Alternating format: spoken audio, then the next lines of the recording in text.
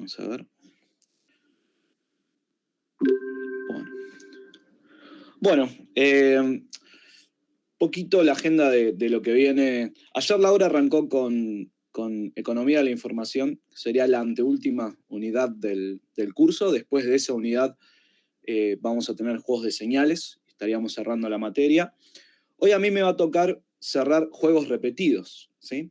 Sería como la segunda unidad de la segunda parte, donde tenemos juegos dinámicos, juegos repetidos, Economía de la Información y juegos de señales. Así que ese es más o menos el orden de los temas. Sobre las notas, estamos ahí cerquita de cerrarlas. Yo creo, estoy estimando que el lunes las vamos a tener subidas. No creo que podamos coordinar para darlas durante el fin de semana, pero estimo que el lunes ya van a estar. Mientras tanto, también vamos a ir avanzando un poquito en ir resolviendo los ejercicios del parcial. Ya la semana pasada había abordado el 1 y hoy quizás en el tiempo que nos quede podamos ver un poquito algunos más, quizás 2 y 3, vamos viendo. Lo que pasa es que le voy a dar prioridad a cerrar la unidad de juegos repetidos. La pantalla compartida ya se ve, ¿verdad?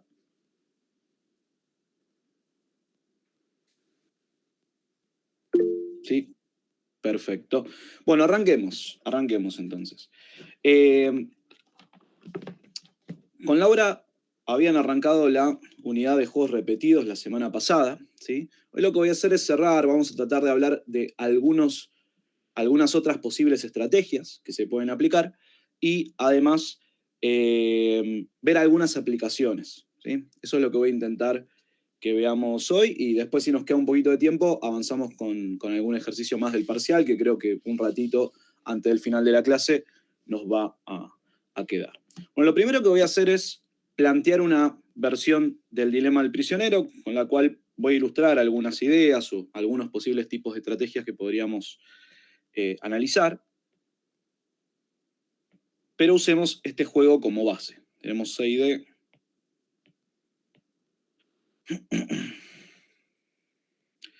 Vamos a diseñar los pagos de tal modo que D no sea la estrategia estrictamente dominante y que C sea la que nos lleve al pago eficiente, ¿sí?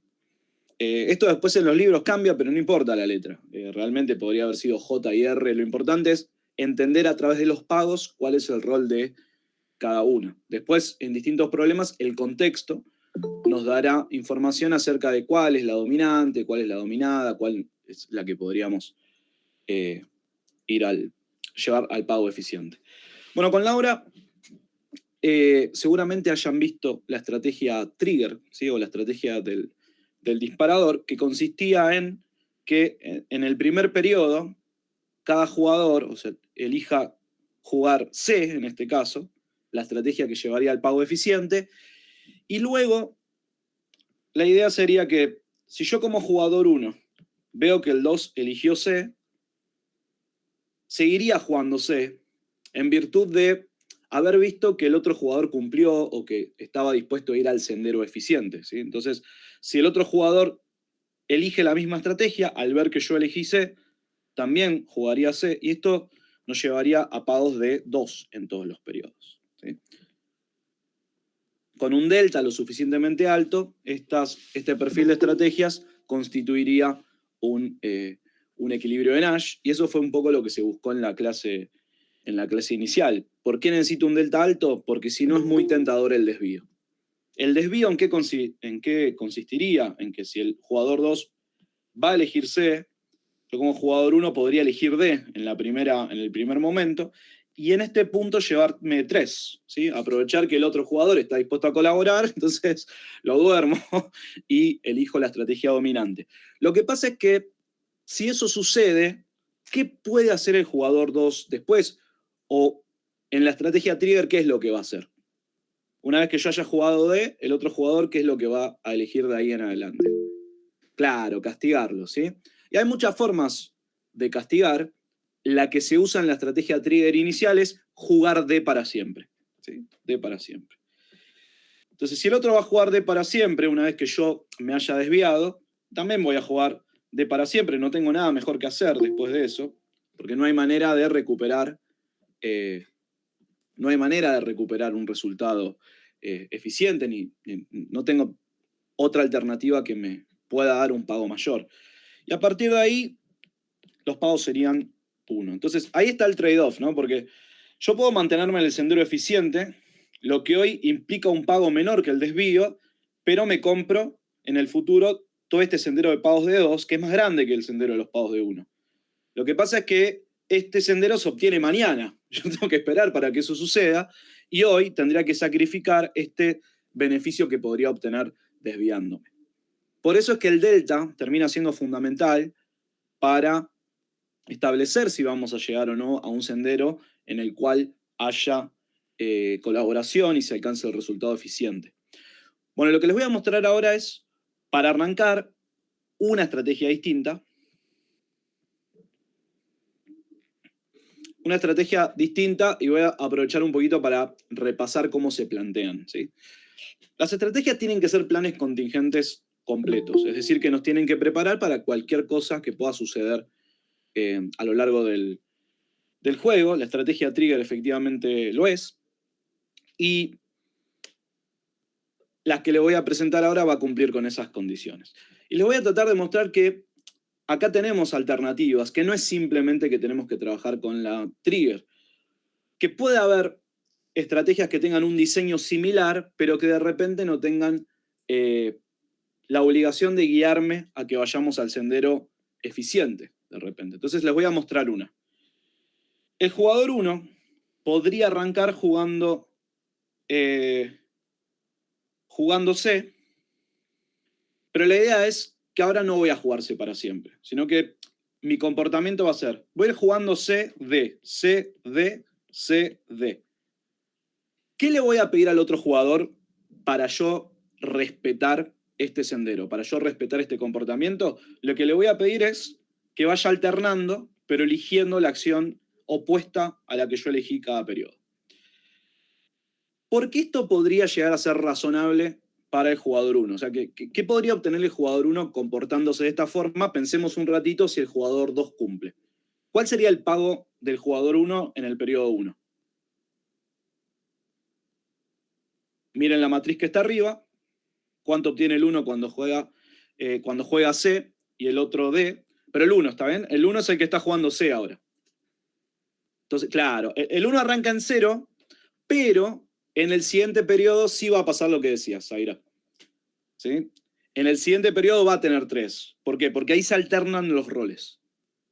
Entonces, después en el tercer periodo volvería a obtener 0, luego 3, 0, 3. Entonces, ¿qué es lo que busca el jugador 1 al comportarse de esta forma? Bueno, podría buscar, obtengo, en lugar de obtener 2 en todos los periodos, obtengo 3 de manera alternada, ¿sí? O sea, obtengo 3, 3, 3 en cada uno de los periodos, en este caso pares. ¿Qué pasaría con el jugador 2? El jugador 2, ¿qué se llevaría? En el primer periodo 3, luego 0, luego 3, luego 0, luego 3, luego 0. Ahora vamos a analizar cómo son los incentivos al desvío, ¿sí? Pero la idea es que el jugador 1 dice, voy a ir alternando, o voy a alternar, voy a comenzar en T igual a 1, voy a jugar C.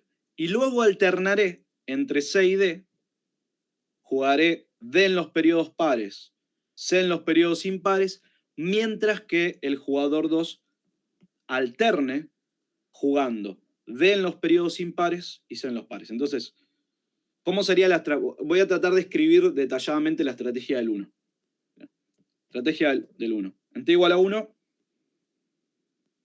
juego C. Para T mayor que 1, juego C en los impares, en los T impares, y D en los T pares. Siempre que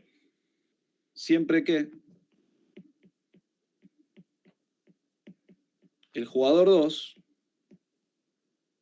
respete o juegue, ¿sí? Respete jugar D en los impares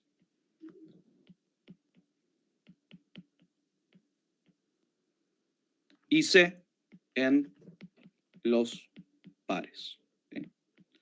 Fíjense que tiene mucho detalle la estrategia para conformar un plan contingente completo. Lo que pasa es que acá me está faltando una cosa. Porque este va a ser mi comportamiento mientras el jugador 2 respete de manera implícita la propuesta. ¿Sí? No es una propuesta explícita. Yo no le estoy diciendo nada. Yo solo estoy previendo cómo me voy a comportar en función de lo que haga el 2. Entonces, si el 2 alterna de esta manera, eligiendo D primero, C después, y luego continúa cumpliendo, yo elegiré CD, CD, CD. Ahora, ¿qué me falta? Me falta establecer qué haría el jugador 1 si el jugador 2 hace qué cosa. Si el jugador 2 en algún momento incumple, ¿sí? Y ahí voy a sugerir para esta estrategia un castigo de la misma forma que se vio en la estrategia Trigger. Es decir, que en cuanto el jugador 2 no cumpla con este comportamiento, ¿qué va a hacer el 1? A partir de ahí, claro. Y vamos a implementar nosotros en primer lugar un castigo que sea hasta el final, ¿sí? O de ahí para siempre. Entonces podríamos establecer, para terminar de definir la estrategia, que es en caso contrario, o sea, una vez que el jugador 2 se desvíe, en caso contrario, tenemos la estrategia estrictamente dominante, que era D, la vamos a jugar para siempre. D para siempre. Para el jugador 2, ¿cuál sería la estrategia? Sería bastante parecida a la del 1. ¿Sí? El jugador 2, ¿qué es lo que va a hacer? T igual a 1, arranca eligiendo D. No, sí, D. T igual a 1, D. Y después, para todo T mayor que 1, jugaría C en los pares y D en los impares. Lo que pasa es que para hacer esto, le vamos a pedir al jugador 1, que alterne de la forma que habíamos visto, o sea, que alterne jugando C en los impares y D en los pares. O sea, todo esto es mientras el jugador 1 elija D en los pares y C en los impares. Bien. ¿Por qué el jugador 1 no juega C para siempre si el jugador 2 incumple? Porque C es la estrategia estrictamente dominada en el juego normal. Entonces, si vos lo vas a castigar jugando la estrictamente dominada, claro, es más, al otro le va a ir bárbaro. Pero es eso. Por eso siempre nuestros castigos en juegos del tipo Dilema del Prisionero van a implicar jugar D. Puede variar esto, puede variar jugar D para siempre, pues es la opción estándar que tenemos, pero hay alternativas que son jugar D por una cantidad limitada de periodos, o de repente jugar D por un solo periodo. Y hay mucha flexibilidad en las estrategias que podemos diseñar. Pero jugarse para siempre no, no lo vamos a usar. Bueno, con esto entendemos las dos estrategias de los jugadores. ¿Qué es lo que voy a hacer? Voy a mostrarles que para ciertos valores de delta, esto va a constituir un equilibrio de Nash. ¿Sí? Y arranquemos por el jugador 1. El jugador 1, en caso de cumplir, ¿qué estaría observando? Bueno, arranco jugando C. ¿Sí? El otro juega D, yo después juego D, C, D, y así. ¿Y a qué pagos me llevaría esto? A mí como jugador 1, esto me llevaría un pago de 0 en el primer periodo, lo que no parece tan bueno, 3 en el segundo, 0 en el tercero, 3 en el cuarto, 0, 3. Ahora, esto es jugador 1 adhiriendo a la estrategia que habíamos planteado. Jugador 1 adhiriendo. Ahora, ¿qué pasa si el jugador 1 decide no adherir o desviarse? para que no se me confunda la D de desviarse con el, ¿cómo es? Con la D de jugar en el juego, voy a llamarlo como no adherir, ¿sí? O sea, la A es adherir y no A es no adherir. Sería hacer otra cosa, pero vamos a ver que no adherir. ¿Por qué podría tener sentido para el jugador 1 no adherir? Bueno, porque hoy me estoy llevando 0. Si en lugar de jugar C hoy, jugara D también, al igual que el jugador 2, ¿qué pago obtendría? Acá quiero que me ayuden un poquito, que vayan mirando la matriz y que me digan qué pasa. Si los dos juegan D, ¿cuáles son sus pagos? Y en particular, claro, 1. En particular me estoy enfocando en el del 1, porque es el que estoy analizando en cuanto a decisión. Al 2 lo estoy dejando de lado, entonces no escribo los pagos del 2, pero podría hacerlo. Ahora, ¿qué pasa? ¿Qué dice la estrategia del 2? Que si yo me desvío en el periodo 1, si empiezo a jugar D, ¿qué habíamos dicho? ¿Qué va a hacer el 2 a partir de ahí? Claro, exacto, jugar D para siempre. Como yo no cumplí con lo que habíamos establecido, el 2 empieza a castigar para siempre. Y si el 2 empieza a castigar para siempre, a mí no me va a quedar mejor cosa que hacer que de ahí en adelante. Si el 2 va a jugar D para siempre, yo la mejor alternativa que tengo de ahí en adelante, ¿cuál es? También jugar, ¿qué cosa? D. Claro, D. Ahí ya no hay ninguna razón para jugar C. De ahí en adelante. Sí podría suceder en otro tipo de estrategia. También con un esquema más flexible de castigo o una estrategia tipo toma y daca. Ahí sí podría reconsiderar volver al sendero eficiente o hacer otra cosa. Pero acá no. Una vez que me aplican un castigo al tipo que se ve en las estrategias trigger, ya está. No hay manera de volver. Y esto implica que qué pagos va a tener el jugador 1 desde t igual a 2 en adelante. Incluso el mismo que en t igual a 1, que va a ser 1 en todos los periodos. ¿Sí? Okay. Entonces, esto es lo que hay que comparar. Entonces, puedo calcular la utilidad del 1 o el valor presente. Puedo llamar valor presente porque vamos a llevar todos los pagos. El valor presente del 1, si adhiere, dado que el otro jugador también adhiere, o podemos también escribirlo con coma, adherir, adherir.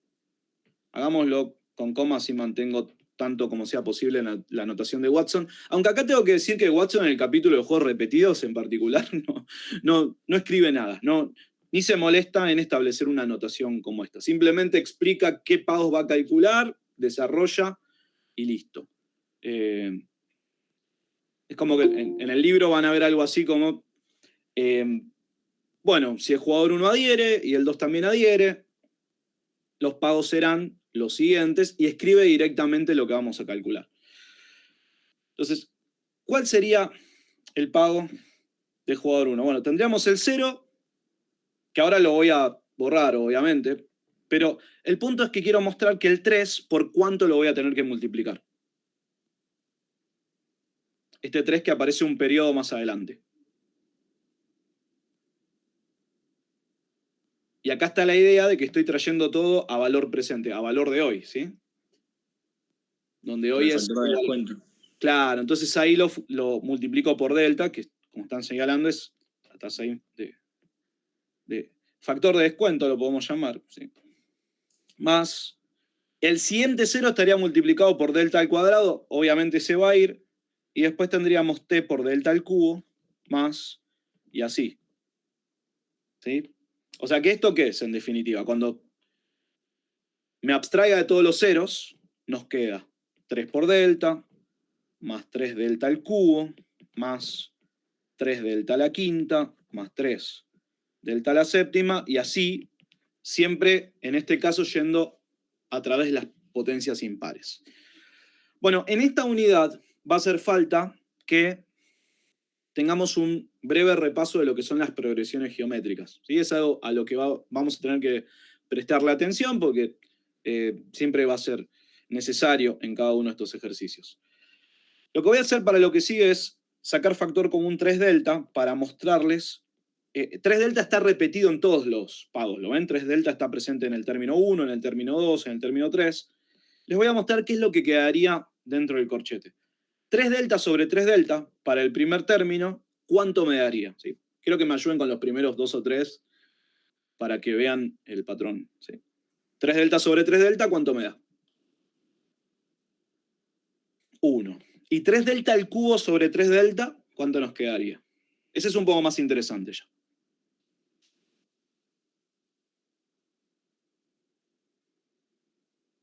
¿Sí? El 3 y el 3 se van. Y bueno, delta al cubo sobre delta, ¿cuánto es? Delta al cuadrado. Delta al cuadrado. ¿Sí? Hay que tener presente las propiedades de las potencias. ¿Y qué va a aparecer después de delta al cuadrado? Tengo 3 delta a la quinta sobre 3 delta, pero ya creo que se empieza a ver el patrón. Exacto. Y ahí estamos, ¿no? Porque si delta a la cuarta, ¿cuál sigue? A la sexta. Y así, perfecto. Y así nos van a quedar todos los deltas elevados a potencias pares. Excelente. Bueno, y esto lo hice porque esta progresión geométrica yo la puedo resolver, dado que delta siempre va a ser menor que 1 para nosotros. ¿Sí? O sea, delta, estrictamente hablando, va a ser un número entre 0 y 1. De hecho, bien podría ser cerrado por el lado del 0, pero vamos a tomar que sea abierto por el lado del 1. ¿Sí? Al 1 nunca lo vamos a considerar en nuestros modelos. Ahora la pregunta que les puedo hacer es, ¿saben cuánto da esta progresión geométrica si la resuelvo? Les doy algunos minutos para pensarlo. Obviamente vale que la respuesta sea no. No, no va a dar 1. No va a dar 1.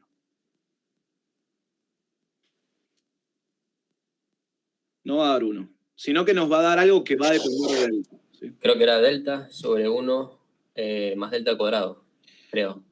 Quizás, a ver. Quizás. El delta al cuadrado aparece, pero no es esta. No es esta expresión. Bueno, les muestro más o menos cómo se podría plantear. A ver si lo. Esto lo dejamos escrito para después comparar. Pero podría escribir esto llamando u a delta al cuadrado. Y entonces el corchete me quedaría 1 más delta al cuadrado, que es u. Y después delta a la cuarta, ¿cuánto sería en términos de u? Podría haber escrito x, ¿está bien? Pero elijo u porque me queda más cómodo para sustituir. Delta a la cuarta, en términos de u, ¿cuánto sería? Si U al cuadrado. Claro, u al cuadrado. Y ahí tendríamos después u al cubo, etcétera, etcétera. U a la cuarta. Y estas sí tendrían que saber al día de hoy cuánto da. Porque es la que vieron con Laura la semana pasada, es la básica. Era 1 sobre... Perfecto. 1 más u, creo que era. En realidad era menos u. Menos u. Sí, claro, menos u. Sí. 1 sobre 1 menos u. ¿Okay? Y si sustituyo u por delta al cuadrado, vamos a tener 1 sobre 1 menos delta al cuadrado. O sea, esto nos da 1 sobre 1 menos delta al cuadrado. Este resultado también ténganlo en cuenta. Es más, yo les recomendaría que se vayan armando una especie de resumencito donde en estos ejercicios vayan viendo cuáles son las progresiones relevantes. No es que sean demasiadas, ¿eh? Creo que como mucho serían 4 o 5. Si no es que son menos, si no es que con 3 ya alcanza. Pero ciertamente esta sería la básica, la de 1 sobre 1 menos u, que la semana pasada era 1 sobre 1 menos delta. ¿Ok? Es importante que lo tengan en cuenta porque va a ser prácticamente el punto de partida para resolver este tipo de ejercicios. Lamentablemente, no sé si lamentablemente, pero esta es una de las materias donde usamos cosas que se pueden haber visto en cursos anteriores y esto hay que tenerlo en cuenta, hay que tenerlo fresco. Por suerte, ninguna de esas cosas por sí sola es demasiado compleja, pero hay que tenerla a mano porque si no después te bloqueas directamente en el punto de partida. Conclusión, ¿cuánto nos da esta utilidad? 3 delta sobre 1 menos delta al cuadrado. Y vamos a calcular el valor presente del jugador 1 en caso de no adherir si el jugador 2 adhiere. Pero esta es mucho más fácil de calcular, porque son todos unos. Entonces tengo 1 más 1 por delta, que es delta, más 1 por delta al cuadrado, que es delta al cuadrado, y así. ¿Cuánto da esta? Medio que lo acabamos de ver hace un ratito. ¿Cuánto sería? 1 dividido 1 menos delta. Delta, claro, este es delta a secas, ¿sí? Porque ya está, aparecen todos los términos. Bien, ¿qué tiene que pasar para que el jugador 1 no tenga incentivos al desvío? ¿Qué tiene que pasar? Que la utilidad, el valor presente de adherir, 3 delta sobre 1 menos delta al cuadrado, tiene que ser como respecto al de no adherir. Mayor o igual. Mayor o igual. Sí, muy importante esto. El igual también lo vamos a incluir porque la indiferencia llevaría a que no tengamos incentivos al desvío, ¿sí? O sea, si estuviésemos escribiendo solo mayor estricto, anoten esto, ténganlo presente, nos estaría faltando un escenario que llevaría a equilibrio de Nash, que es el de la indiferencia, ¿sí? Siempre hay que tenerlo presente porque las indiferencias hacen que no haya incentivos al desvío. Entonces son válidas para llegar a equilibrios. Bueno, ¿qué sigue ahora? A partir de esta condición, ¿cuál va a ser mi objetivo? ¿Despejar qué cosa? Y la única incógnita que hay ahí, que es delta, ¿sí? O sea, en este tipo de juegos, nosotros vamos a hallar los valores de delta tales que se cumpla una determinada condición, que es que los jugadores no tengan incentivos al desvío y por lo tanto tengamos un equilibrio de Nash en las estrategias que definimos. A 1 menos delta al cuadrado, y esto lo pueden resolver de muchísimas formas, yo lo voy a plantear como 1 más delta por 1 menos delta, haciendo diferencia de cuadrados. ¿Por qué? Bueno, porque se me simplifica el 1 menos delta de la izquierda con el de la derecha. Esto no altera la desigualdad porque 1 menos delta, con los supuestos que hicimos, es positivo. Y finalmente me queda 3 delta mayor o igual a 1 más delta. Si despejo, 2 delta tiene que ser mayor o igual que 1 y finalmente delta tiene que ser mayor o igual a 1 medio. ¿Qué pasa si delta es mayor o igual a 1 medio? ¿Qué acabo de encontrar? Que para esos valores, para esos factores de descuento, el jugador 1 no va a tener incentivos al desvío. Lo voy a escribir acá. Jugador 1 no tiene incentivos al desvío si el delta cumple con esta condición. Su delta cumple con esta condición. Ahora vamos a hacer lo mismo para el 2. Y después voy a hacer alguna aclaración respecto a si escribir o no delta 1 y delta 2. O si siempre vamos a trabajar como con delta secas para los dos jugadores. Al final del día esto lo va a determinar el enunciado. El jugador 1. ¿Qué nos falta hacer ahora?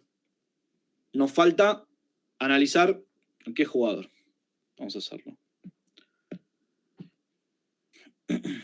Vamos a analizar qué pasaría con el jugador 2. ¿Sí? ¿Qué pasa si el jugador 2 adhiere? Bueno, si el jugador 2 adhiere, tenemos que primero va a jugar D y el jugador 1 C. ¿Sí? Y después vamos a ir alternando. Nada, ¿no? C, D, y para el otro DC, DC.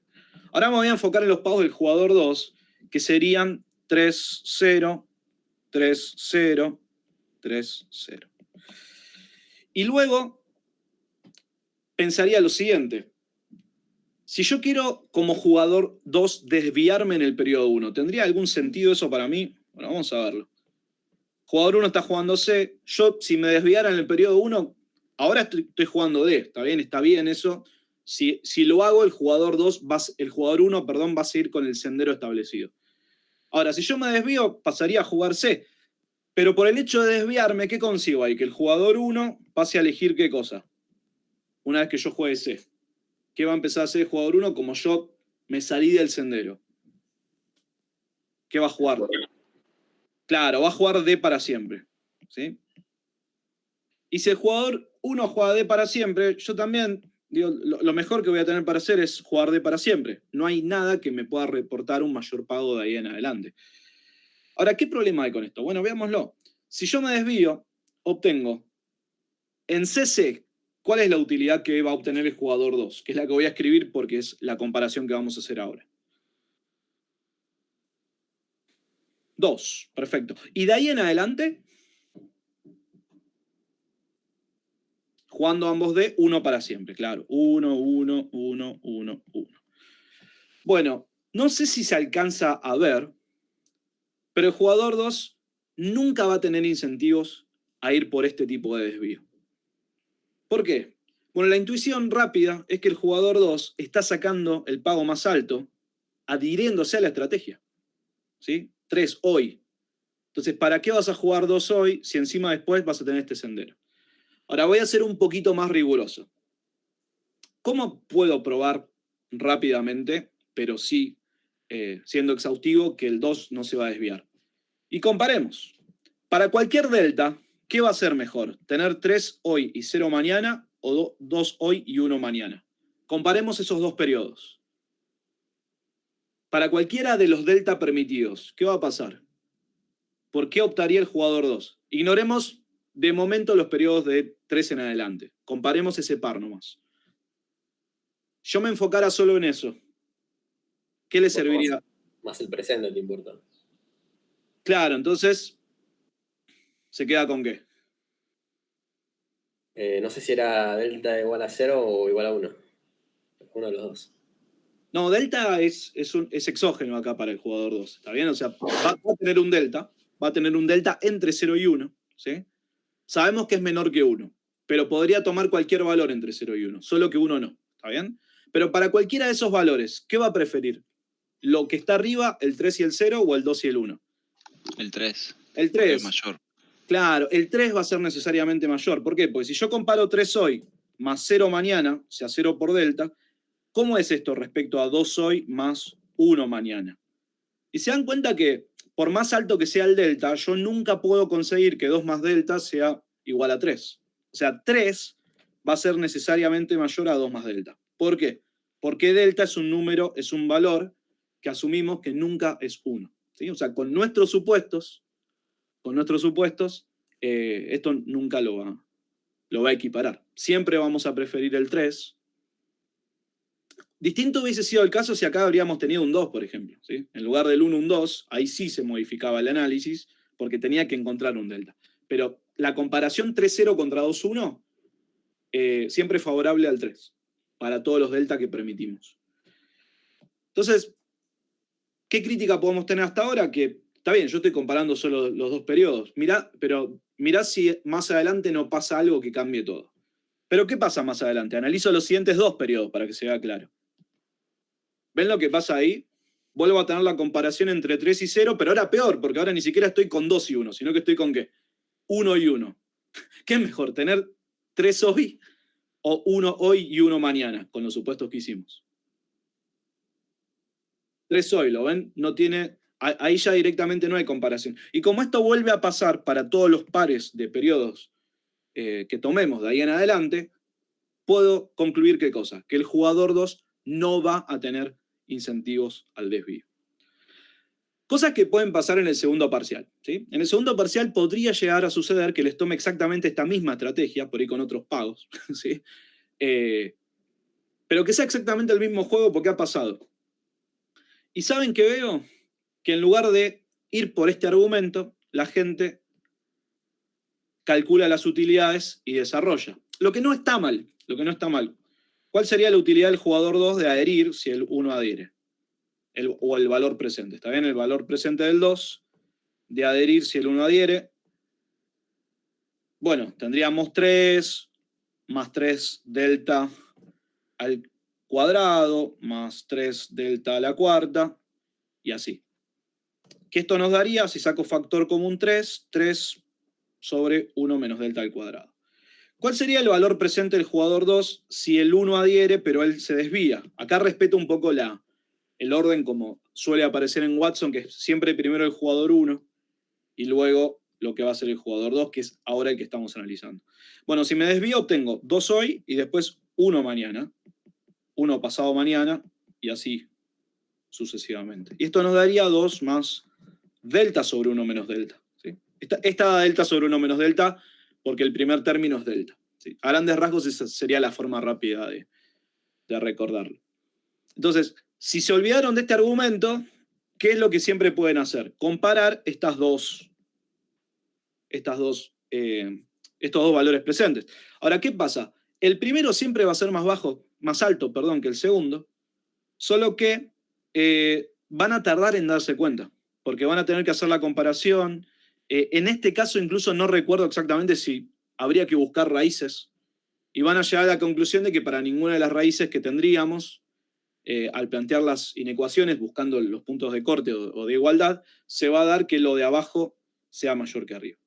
Lo que pasa es que es mucho más rápido si uno lo ve con intuición, con un argumento que sea riguroso, pero que lo pruebe sin necesidad de desarrollar todos los valores presentes.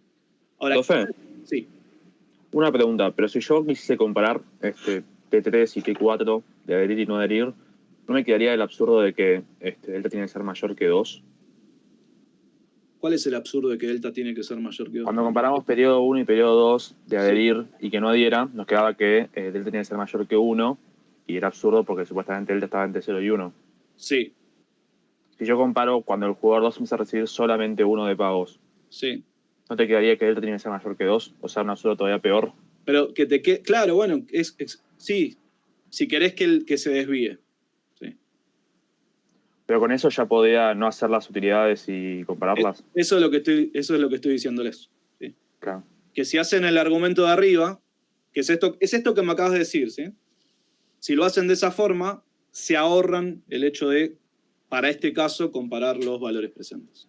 ¿Sí? Gracias. Entonces, ¿qué es lo que veo a veces en los parciales? Que se olvidan de esto que acabas de mencionar, Javier, que es lo que estábamos discutiendo, y quieren plantearlos. Lo que pasa es que ahí ya tenés riesgo, porque tenés que hacerlo bien, tenés que hacer el desarrollo correcto y llegar a la conclusión correspondiente a este caso, y las chances de hacer cualquier cosa aumentan. ¿Sí? Entonces, es importante en cada ejercicio que traten de entender lo que está pasando, ¿sí? Que no se queden con, bueno, voy a mecanizar y voy a hacer las cuentas, porque muchas veces cuando uno va con esa intención, después es donde empiezan a faltar cosas, después es donde empieza a surgir el caos dentro de un ejercicio cuando no debería. Bueno, les dejo después si quieren ver qué pasa cuando desarrollan y hacen la comparación, pero ya sabemos que el jugador 2 nunca va a tener incentivos al desvío en t igual a 1. ¿Sí? Donde Alan, sí. te hago una pregunta. No termino de entender la diferencia entre esto que estamos viendo y la toma y daca. Bueno, la diferencia grande entre las dos es que vos en toma y daca nunca estableces una estrategia de castigo respecto a trigger. El toma y daca se define como siempre hago lo que haya hecho el otro jugador en T-1. Ah, perfecto. Y O sea, sería un toma y daca con un trigger en caso de que el otro no cumpla. una cosa sí. Se podría llamar, fíjate que yo tendría cuidado en decirlo, pero porque el toma y daca es muy flexible y yo acá esa flexibilidad no la tengo, solo que estoy yendo por uno de los senderos. ¿Sí? Ok. Entonces, sí, hago lo que haya hecho el otro en el anterior mientras que no se desvíe. Pero una vez que se desvió, juego de para siempre. En toma y daca siempre hago lo que haya hecho el otro. Es una buena pregunta, ¿sí? Así que tengan en cuenta que la estrategia que estamos analizando ahora es muy distinta al toma y daca y que la principal diferencia se ve en cómo castigas. Porque acá castigamos yendo a D para siempre. Mientras que en la trigger común, en toma y daca, mantengo flexibilidad, pues siempre voy a hacer lo que el otro haya jugado en el periodo anterior. Si al otro se le dio por jugar C, en algún momento yo volveré a C. Tengo esa flexibilidad que es súper interesante. Bueno, ¿qué me queda para hacer para el jugador 2? Sí. ¿Puedes repasar una vez más cómo te diste cuenta tan rápido de que no iba a desviarse? Sí. Comparé los pagos que surgen del sendero. ¿Sí? ¿Ves dónde estoy marcando? 3-0, 3-0, 3-0 contra 2-1, 1-1, 1-1. Sí, sí. ¿Sí? Entonces empecé a comparar de a pares. ¿Sí? Dije, bueno, 3-0 para cualquiera de los delta que permitimos va a ser mejor que 2-1. ¿Eso lo ves? Sí, lo veo. Y después digo, pero ojo, yo comparé solo los primeros dos periodos. ¿No podría pasar que más adelante cambie la conclusión? Bueno, ¿qué pasa más adelante? Ahora tengo 3-0 contra 1-1. Bien. Y si tengo 3-0 contra 1-1 y hago el mismo análisis que hice recién, 3-0 contra 2-1 ya habíamos concluido que era mejor 3-0. Y 3-0 contra 1-1, ¿quién va a convenir? 3-0. 3-0. ¿Y después qué tengo más adelante? Lo mismo. Lo mismo hasta infinito. Bien. Y en ese lo mismo hasta infinito, ¿qué puedo concluir? Que siempre, siempre, siempre el jugador 2 va a estar mejor yendo ¿por qué pagos? Por 3-0. ¿Sí? Bien. Pero ¿esto no es válido para el otro jugador? ¿O no? ¿O por qué no? Para el otro jugador, ¿cuándo? ¿Sí? Ahí necesitamos detalle. ¿Sí? Para el otro jugador era otra historia. ¿Por qué? Bueno, porque ahora yo tengo el 1. ¿Sí? Está bien la pregunta, ¿eh? Pero miremoslo. ¿Ves? ¿Qué pasa para el jugador 1? El tema es que el 3 aparece en el periodo 2 y el 1 aparece en el periodo 1. Entonces, ¿qué pasa? Si el delta es muy chiquito, yo sí voy a preferir el 1-1. ¿Pero por qué? Porque tengo un 1 hoy contra un 0 hoy. Fíjate, Claro, porque ponderás más el presente. claro, si ponderara más el presente, o si ponderara lo suficientemente el presente respecto al futuro, me quedaría con este 1 hoy. Puede pasar, ¿sí? No estoy diciendo que vaya a pasar, pero sí tengo que ver bajo qué condiciones. ¿Se ve? Entonces ahí sí tengo que buscar el delta. Ahí sí lo tengo que hacer. Listo, gracias. De nada. Bueno, ahora vamos a ver qué pasa con el jugador 2 en T igual a 2, porque el jugador 2 en T igual a 2 ya mira otra historia. Porque ¿qué es lo que ve? Vamos a ver. Vamos a repasar un poquito esto de vuelta. Jugador 1 arranca jugando C. Jugador 2D. Ya vimos que en T igual a 1 el jugador 2 no tenía ningún interés en desviarse. Pero ¿qué pasa en T igual a 2? En T igual a 2 es el jugador 2 quien juega C y el 1 quien juega D. Entonces el jugador 2, y a partir de ahí alternan, ¿no? C, D, C, D, C, D y así. Entonces el jugador 2 podría decir, ¿no sería quizás conveniente para mí desviarme? No ahora, hoy no porque estoy jugando D, pero sí mañana y pasar a jugar D. Podría ser, pero ¿qué sucedería de ahí en adelante? Jugaríamos ambos D para siempre. Ahora, resulta que este problema ya lo resolví. Porque esto nos llevaría a qué pagos. Bueno, hoy dejo los pagos 0,3 y 0,3. Y después tendría 3,0, 0,3 y así. ¿Y qué tendríamos a partir de T igual a 2 si el jugador 2 decide traicionar ahí y decide desviarse en ese momento? D y D habíamos dicho que daba 1 para cada uno. Y a partir de ahí, 1 para cada uno para siempre. Ahora, pregunta, este problema que tendría que resolver ahora para el jugador 2 de T igual a 2 en adelante, porque ahí para el jugador 2 sí podría tener sentido desviarse. ¿No lo he resuelto ya?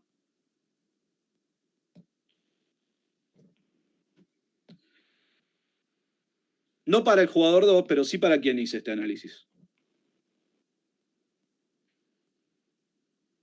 Este problema que estaría enfrentando el jugador 2 jugando C hoy en T igual a 2 versus D y después D para siempre es el mismo que habíamos resuelto para el jugador 1 en T igual a 1. ¿Sí? O sea, esto es lo mismo que observaría el jugador 2 en T igual a 2.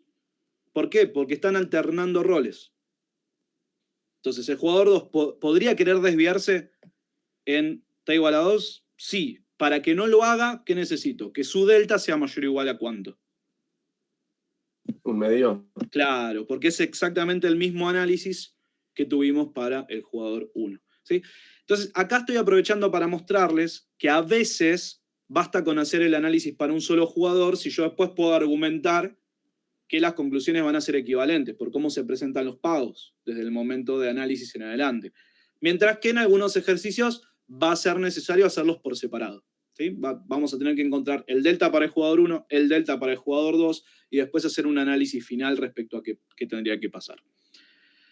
Con eso en mente, en algunos ejercicios nosotros vamos a permitir que los jugadores tengan deltas distintos, entonces uno dirá delta 1 mayor o igual a una cosa y delta 2 mayor o igual a otra, y en otra vamos a dejar directamente un solo valor de delta. Esto siempre lo vamos a aclarar nosotros, ¿sí?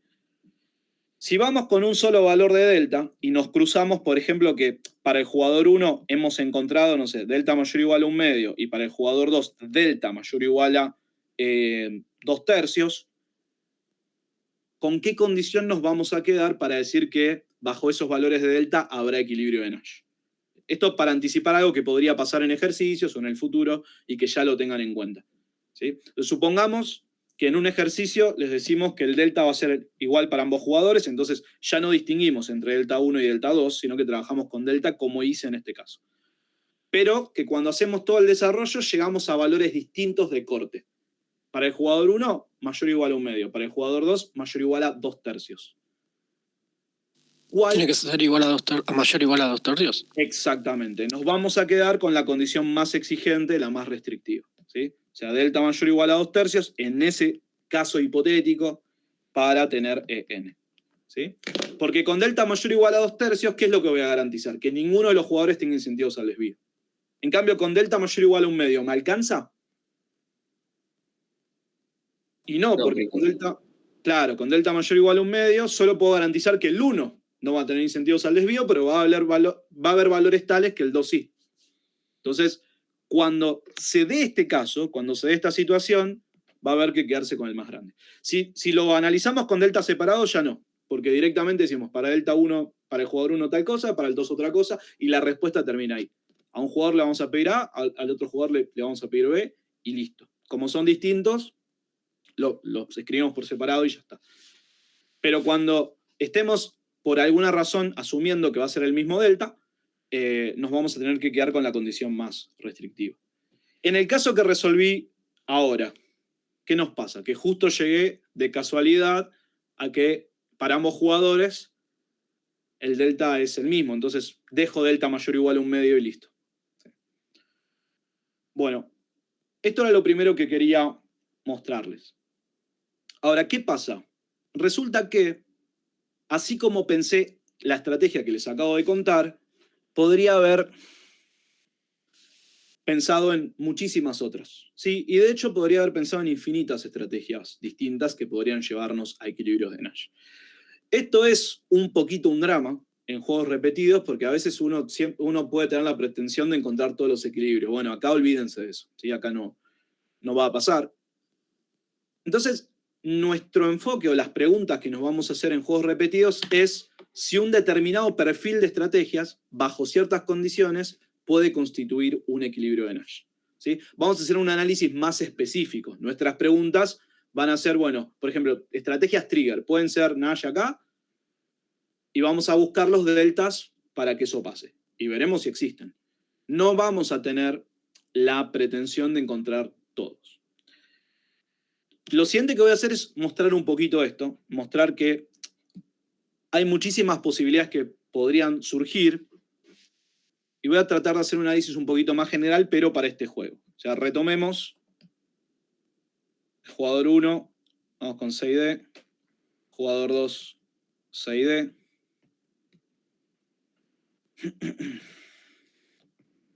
¿Qué pagos teníamos? Bueno, en CC 2-2, después 0-3, 3-0 y 1-1. ¿Sí? Ahora lo que voy a tratar de preguntarme en primer lugar es qué tipos de pagos son posibles en el tiempo, ¿está bien? O qué tipo de pagos pueden surgir. Osborne y Watson también, pero lo hace de manera un poquito más escondida o apartada, hablan de algo que van a llamar pagos promedio, ¿sí? El pagos promedio sería lo mismo que nosotros calculamos antes como valor presente de un perfil de estrategias cualquiera, llamémoslo S1 y S2, pero lo multiplica por 1 menos delta. Entonces, imagínense esto, ¿no? Que nosotros tuvimos que jugamos siempre D. Ambos jugamos siempre D. En ese caso, ¿qué tendríamos? 1 más delta al cuadrado, más delta al cubo, más... Cuando yo calculo el valor presente, resuelvo la progresión y digo que esto es 1 sobre 1 menos delta. ¿Qué hace Watson y Osborne? Bueno, a esto le aplican un ajuste y lo multiplican por 1 menos delta. Pero acá se ve fácil que si yo esto lo multiplico por 1 menos delta, ¿cuánto me da? O sea, 1 menos delta por 1 sobre 1 menos delta, ¿cuánto da? 1, claro. ¿Qué estamos obteniendo ahí? Algo que podríamos llegar a llamar, y así es como lo llaman tanto Osborne como Watson cuando lo usan, pago descontado promedio.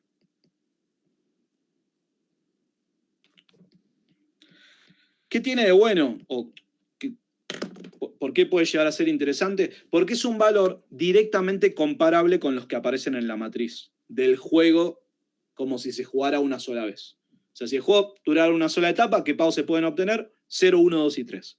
Bueno, los pagos descontados promedio son asimilables a los pagos que se podrían obtener en el juego de un periodo. La lectura es como si en promedio estuviese obteniendo 1 en cada periodo, ¿sí? Cosa que efectivamente acá está pasando. Eso es lo que obtienen cuando multiplican al valor presente por 1 menos delta. ¿Y para qué lo puedo usar? Bueno, ahí vamos. Lo que voy a tratar de mostrarles es, dado este juego, el que tengo acá arriba, qué pagos esperados promedios son posibles o factibles. ¿Sí? Entonces acá necesito representar, esto me va a llevar un ratito, este argumento me va a llevar un ratito. Después vamos a tratar de ver alguna que otra aplicación y después, en tiempo que quede, veremos alguno de los ejercicios del parcial. Entonces tengo la utilidad del 1, la utilidad del 2, ¿sí? Y veamos lo siguiente. Podría llegar, déjenme, 1, 2, 3, sí. Esta última después lo agrando un poquito. 2, 3. ¿Podría haber alguna estrategia o algún perfil de estrategias que me lleven a pagos de 1 y 1? ¿Existe esto? ¿Que me lleven a pagos de 1 siempre? Sí, ¿qué tendrían que hacer los jugadores para obtener siempre 1 y que por lo tanto el pago descontado promedio finalmente dé 1 para ambos? Tendrían que jugar en cada etapa, ¿qué cosa? Sencillamente, D. Y con esto sabemos que este perfil de pagos puede darse, ¿sí? 1-1 puede pasar como pagos descontados promedios para cada jugador. ¿Podría darse el 2-2? Sí, jugando CC. Exactamente. Jugando CC en todos los periodos podrían llegar a 2-2 como pago descontado promedio. 2 para el 1 y 2 para el 2. ¿Cuáles son otros que podemos ver rápidamente que sí pueden darse? Al menos son posibles. Dentro de los pagos que permite el juego, nos dice, bueno, esto puede pasar. Después me preguntaré si los jugadores querrán hacerlo o no. Pero, ¿qué más puedo concluir? Puede pasar el 0-3 si el jugador 1 juega siempre C y el jugador 2 siempre D. ¿Sí? Después veremos si hay incentivos a que esto pase. ¿Qué me daría 0-3? Me daría este vértice, ¿sí? Donde la utilidad del 1 es 0 y la del 2 es 3. Pero así como tengo el 0-3, ¿qué otro punto hay? El 3-0. Perfecto. ¿Sí? Entonces, estos son los primeros 4 perfiles de utilidad posibles que pudimos identificar, que corresponden directamente a los pagos que se dan en el juego para los distintos perfiles de estrategia. Repetimos siempre eso y estamos. Ahora lo que les quiero mostrar es que hay más cosas que pueden suceder y que tienen que ver con lo siguiente. ¿Qué pasa si nos jugamos DD hoy, CC mañana, DD pasado y CC al cuarto día? ¿Qué va a estar pasando si hacemos eso? Vamos a estar obteniendo hoy 1-1, mañana 2-2, 2-2, después 1-1 de vuelta, después 2-2. ¿Cómo se vería esto en el gráfico en términos de pago descontado promedio? Como una combinación, ¿entre qué puntos? 1 y 2. Claro, entre el 1-1 y el 2-2, ¿sí? Acá lo hice justo a la mitad. Entonces, este punto, que estaría entre medio de 1-1 y 2-2, también puede generarse. ¿Podría acercarme más al 2-2 o más al 1-1? Sí, repitiéndolo más veces. Entonces, si tengo 1-1 y después 2-2, 2-2, y después vuelvo a tener 1-1 y después 2-2, 2-2, 2 veces, me voy a estar acercando más al otro. ¿Qué es lo que estoy mostrando con esto? Que si quiero acercarme más a uno o a otro, lo único que tengo que hacer es cambiar la frecuencia en la cual aparecen jugadas las estrategias que lleguen a esos pagos. Pero si razono de esta forma, ¿a qué voy a concluir? Que en realidad de los pagos que aparecerían en esta línea, ¿cuáles podrían generarse? En realidad, de estos puntos, todos, ¿está bien? Lo único que tengo que hacer es combinar correctamente en cuanto a proporciones, el 1-1 y el 2-2, ¿sí? Las acciones que me llevarían a 1-1 y a 2-2. Pero así como lo pude hacer con 1-1 y 2-2, ¿no lo podría hacer con el punto 1-1 y 0-3? Y 0-3 es este, ¿sí? ¿Se dan cuenta? Lo único que tengo que hacer es combinar el uso de las estrategias convenientemente, de tal modo de conseguir cualquier combinación entre estos. También puedo, y así que puedo mostrar que puedo conseguir en realidad cualquier combinación de pagos, siempre que surja como una suerte de media ponderada entre los pagos del juego, los pagos que el juego puede dar. ¿Qué figura nos quedó dibujada ahí? Un rombo, ¿no?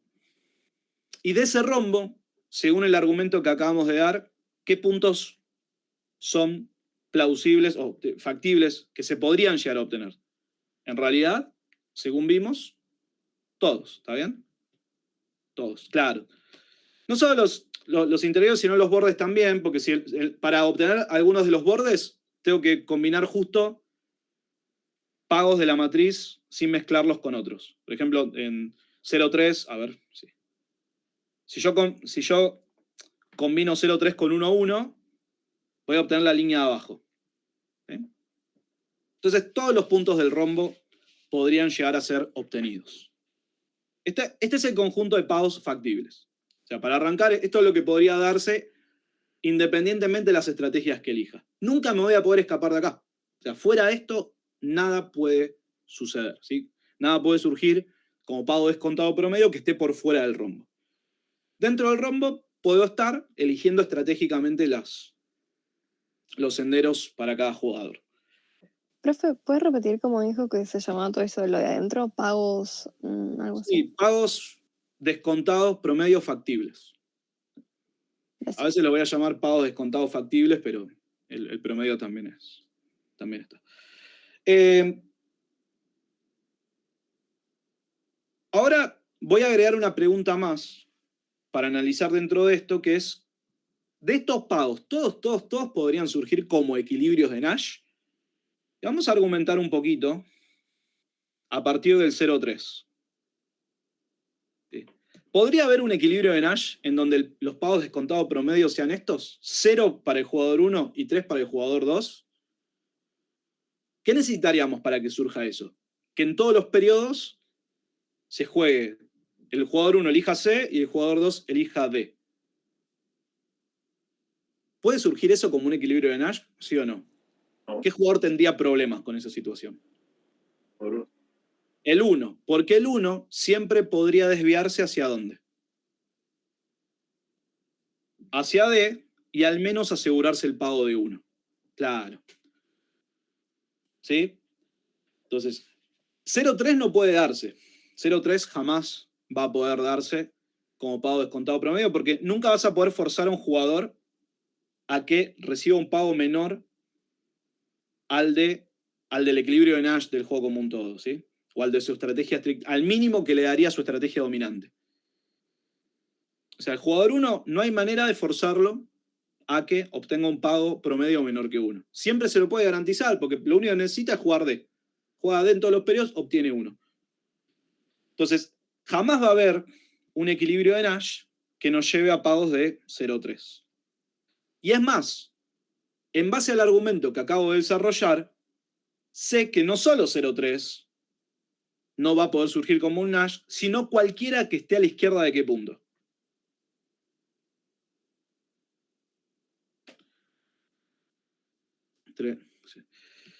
Entre el punto central del rombo. No, vamos a tratar de verlo en un ratito esto, Santiago. No voy a aventurar algo así, sino que más bien voy a terminar diciendo que una suerte de pagos o un conjunto de pagos descontados promedio pueden surgir como equilibrios de Nash. Pero no es que va a haber uno solo. ¿Sí? Ahora, ¿qué es lo que estoy haciendo? Estoy descartando los que sé que no pueden surgir, que son todos los que al jugador 1 le dan un pago menor que 1. Estos no, ¿está bien? Estos que estoy marcando en rojo no pueden surgir, porque el 1 siempre se puede asegurar este pago de 1. Pero así como se lo puede asegurar el 1, ¿quién más se lo puede asegurar? Por ejemplo, este otro punto, el 3-0, ¿podría surgir como equilibrio de Nash? Pago descontado promedio, es decir, que el jugador 1 siempre se lleve 3 y el 2 siempre se lleve 0, ¿sí o no? No, porque el jugador 2 siempre se puede asegurar como mínimo qué valor.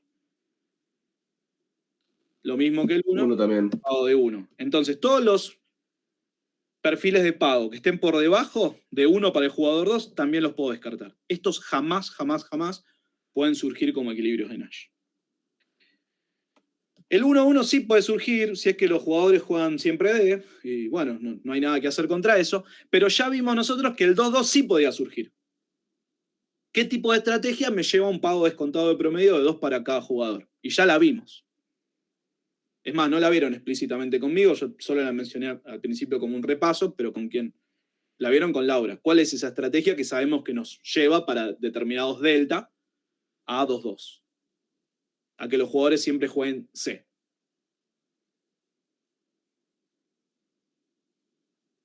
¿Cómo se llama esa estrategia? Y es la más básica. Trigger. La trigger, exactamente. La trigger común, la primera que se vio con Laura, esa nos lleva a pagos descontados promedios de 2-2, porque hace que en equilibrio para delta lo suficientemente alto los jugadores siempre se mantengan en C. Pero hay que entender cómo es la cuestión estratégica. ¿Por qué se mantienen siempre en C? Porque saben que para esos delta el castigo no les conviene. No les conviene desviarse y ser castigados, porque pasarían a obtener los 1 y les conviene mantenerse en el 2. Por lo tanto, todo lo que no quedó remarcado en rojo, todo esto en azul, estos pagos descontados promedio están asociados a equilibrios de Nash que podrían surgir para el juego repetido.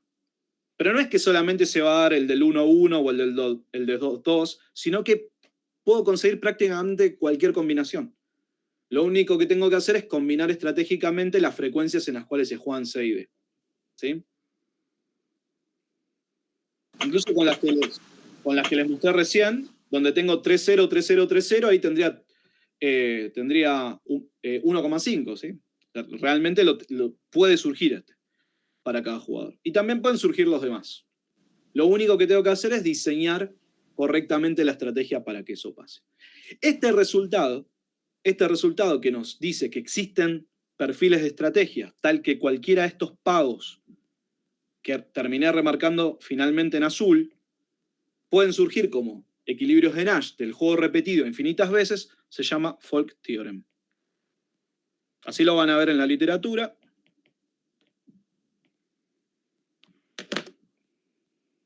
En su versión más sencilla nos dice esto que acabo de mencionar, que todos esos pagos marcados en azul, ¿sí? O sea, los pagos que son mayores a los del min-max, o mayores o iguales a los del min-max, pueden surgir como equilibrios de Nash dentro del juego repetido infinitas veces. ¿Sí? Ahora una consulta. Sí. O sea, acá, ponele, en el 1-1, el T igual a 0, que juegan 1-1, y después juegan 2-2 en el T igual a 1. O sea, ahí se coordinan en todos los T, ¿no? Para... A ver, voy a ver si te estoy siguiendo. ¿Qué me decís? Que en T igual a 1 jueguen CC. Y que en T igual a 2 jueguen Hola. DD. Hola. Sí. Entonces acá tengo 1-1, ¿Qué pasa? 2-2. Sí, te escucho. Y después creo que hay un micrófono abierto. A ver. Sí. Ahí está, ¿no? Sigo con vos, Armando. Y ahí me decís que sigamos alternando. Por ejemplo, en T igual a 3 que volvamos a CC. Y después en T igual a 4 a DD. Sí, puede ser igual también DD después. O DD para siempre. ¿Sí? Sí. Bueno, cualquiera de esos resultados puede surgir. ¿Sí? Pero, o sea, por eso se ponen de acuerdo en todos los T, ¿no? No es que se ponen de acuerdo, pero implícitamente, porque vos diseñás tu trigger diciendo, si este sendero continúa, por ejemplo, sigo alternando. Entonces yo voy a alternar CD, CD, mientras el jugador 2, CD, CD. O sea, lo que estoy tratando de plantear es que hay estrategias que podrían llevarnos a ese resultado. Pero lo importante ahí es que si uno de los dos jugadores se desvía, el otro hace ¿qué cosa? Para castigar. Juega D para siempre. Exactamente. ¿Sí? Entonces, cualquiera que puedas plantear que lleve a que los pagos promedios sean mayores o iguales que 1, podría surgir. Y ahí uno juega con el diseño. En este que propones vos, que podría haber sido otro, pero alternan en jugando C, después jugando D, después jugando C, después jugando D. ¿Sí? O sea, es como que las primeras son medio al azar. Y después ven el patrón y después lo siguen. En realidad, tenemos la definición de estrategia detrás, ¿sí? Es un plan. Entonces los jugadores, esto lo llevan, es como que lo llevan de antemano. Jugador 1 va con la idea de jugarse hoy, de mañana, C pasado y del al cuarto día. El 2 lo mismo. Y después, en función de lo que haga el otro jugador, ellos deciden si continúan con este comportamiento o si empiezan a castigar. ¿Sí? Pero no es que hay tal coordinación, porque es así. Yo soy jugador 2, arranco jugando C. ¿Me coordiné con el jugador 1? No, el jugador 1 puede hacer cualquier cosa. Si juega C, ¿qué voy a hacer mañana? Juego C. No juego C, porque Juego D. juego D, porque es la que vos diseñaste. Entonces tengo que seguir eso. Juego D, exacto. ¿Y qué dice el jugador 1? También podría haber planificado tranquilamente lo mismo. Jugador 1 vino y jugó C, pensando que si yo jugaba C, mañana jugaba D. ¿Y qué hacemos después? Bueno, jugador 2. T igual a 3. Ah, el jugador 1 jugó D. ¿Qué hago? Bueno, ahora vuelvo a jugar C. Porque eso es lo que yo había preestablecido. Y el 1 también preestableció lo mismo. No tiene por qué ser lo mismo. Ese también es un punto importante. Pero acá en este caso lo fue. ¿Y qué pasa si el jugador 2 en el día 4 dice juego C? ¿Qué hace el jugador 1? Se desvía. Se desvía, ¿está bien? Porque hasta ahora venía jugando CD, CD, CD, pero no es solo se desvía, sino que a partir de ahí, por cómo nosotros estamos diseñando las estrategias de tipo trigger, ¿qué empieza a hacer el jugador 1 de ahí para siempre, en cuanto observa este C? Juega D para siempre. ¿Sí? Y el 2 también. Entonces, a lo que voy es, no necesitan ellos un acuerdo previo, sino que cada uno lleva su plan y en función de lo que vaya haciendo el otro jugador, eso determina qué haces vos en el periodo siguiente. Pero no tiene por qué haber ningún mensaje ni nada. ¿Sí? No están... En todo caso, si querés, podés hablar de una suerte de coordinación pero implícita. ¿Sí? Un pacto tácito, donde ninguno se comunicó con el otro, cada uno fue con su plan, y en función de cómo hayas visto que respondió el otro jugador, a medida que fueron pasando los periodos, vos mantendrás un comportamiento. Pero ¿qué pasa? El otro jugador puede desviarse en cualquier momento y vos también. Solo bajo determinados deltas nos querremos mantener en un sendero específico. Bueno, esa es toda la historia de juegos repetidos, que ahora van a tener oportunidad de verlo en distintos ejercicios. De nuevo les voy a recomendar que vayan a ver ejercicios de Watson. Y creo que tengo tiempo de hacer uno. Profe, Sí. te puedo hacer dos preguntas. Una, al final, entonces, ¿qué es lo que decía exactamente el teorema de Folk? No lo estoy dando exacto. ¿Está bien? Ah. No lo estoy dando exacto. No, porque la versión exacta, e incluso su prueba, es algo elaborado. Entonces nos vamos a quedar con una versión sencilla e intuitiva que dice que cualquiera de estos pagos, los marcados en azul, pueden surgir. ¿Sí? Para deltas lo suficientemente altos. Como equilibrios de Nash del juego repetido infinitas veces. ¿Sí? Después búsquenlo en el texto. Algunas versiones se van a parecer más y más a lo que dije, pero yo le di prioridad a que esto sea intuitivo. Y otros textos van a ser un poco más rigurosos, pero en las versiones más rigurosas van a ver quizás una carilla y media de definiciones preliminares hasta llegar a ahí. ¿Sí? Y perdón, ¿cuál era la explicación intuitiva que habías dado para que las áreas que marcaste en rojo no surja ningún equilibrio de Nash de ahí? Porque ahí lo que sucedía era que algún jugador estaba recibiendo un pago menor que el que surgiría de su estrategia estrictamente dominante. Entonces, pensá en el jugador 1. Este 1 siempre te lo puedes garantizar. Jugando D. Si vos jugás D siempre, nadie te puede llevar a que obtengas un pago descontado promedio menor que 1. Eso Ok. hace que a la izquierda de 1 no pueda haber nada que sea Nash. Y lo mismo debajo de 1 para el jugador 2. ¿Sí? Gracias. Es eso. Bien, ahora sí vamos a tratar de ver una pequeña aplicación, o al menos vamos a ver cuánto tiempo puedo invertir en esto. La primera es retomando un juego de Bertrand. ¿Sí? Bertrand. Vamos a suponer dos firmas con un costo ambas con un costo marginal igual a C. Ambas con un costo marginal igual a C. Y podemos definir la demanda inversa, aunque no va a ser necesaria para los cálculos. Podemos decir que Q va a ser igual a A menos B por el mínimo de los dos precios, en P sub 1 y P sub 2. ¿Sí? Y que para esta versión ni siquiera necesito el B. Vamos a hacer B igual a 1 para que sea más sencillo aún.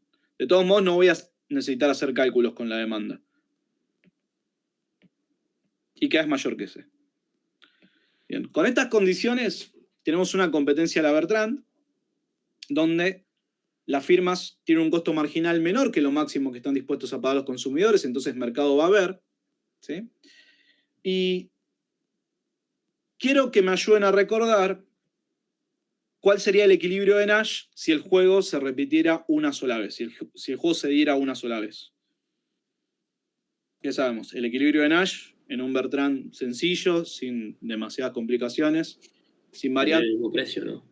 Claro, y que jueguen el mismo precio, pero que ese precio sea igual a cuánto, porque ahí está la clave.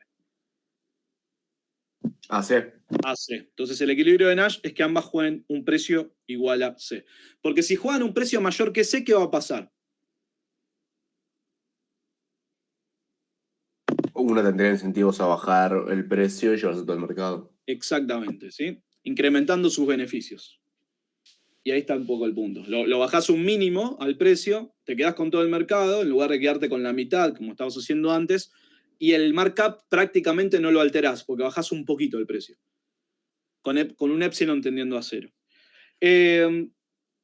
Ahora, ¿qué beneficios obtienen las firmas en el juego si se dan una sola etapa? Pi sub 1 y Pi sub 2 son iguales a ¿cuánto? No hay costos fijos y el precio es igual al costo marginal. A 0. A 0, ¿está bien? ¿Cómo se le dice a este resultado en la literatura de organización industrial? Se usa una expresión bastante atractiva, llamativa. ¿Sí? ¿No era lo de la paradoja? Exactamente. Es la paradoja de Bertrand. ¿Sí? Paradoja de Bertrand. ¿Por qué es una paradoja? Bueno,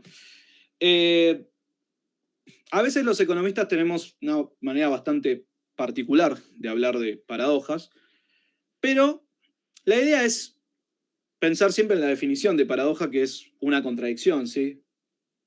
Algo que no puede darse porque en la misma afirmación tenés dos enunciados que se contradicen, que no pueden darse al mismo tiempo. ¿Por qué a esto lo podríamos llamar paradoja de Bertrand? Porque si son dos empresas, ¿qué tenemos en definitiva? ¿Un qué? Cuando son dos empresas, ¿qué estructura de mercado es la que tenemos enfrente? Duopolio. Un duopolio, ¿está bien? Y entonces, ¿por qué paradoja? Porque si tenemos un duopolio, justamente no esperamos que suceda qué cosa, que se replique qué resultado. Porque esto está replicando el equilibrio de Nash del juego de Bertrand, está replicando el resultado de otra estructura de mercado, que ¿cuál es? Competencia perfecta. Exacto, la de competencia perfecta, ¿sí? Entonces, ahí está la idea de por qué se lo llama paradoja de Bertrand, porque tenemos dos firmas que constituyen un duopolio y en el equilibrio de Nash que uno encuentra en el juego de Bertrand, haya que los resultados replican el comportamiento en competencia perfecta. Ahora, si el Bertrand fuese repetido, ¿qué podríamos considerar? Un típico comportamiento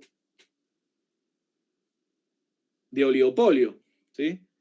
Un comportamiento que en general está prohibido porque las dos firmas, acá sí, si pudiesen hacer un pacto, de nuevo de manera tácita, como para mantener el espíritu de los otros casos que había dado, ¿a dónde podrían intentar ir?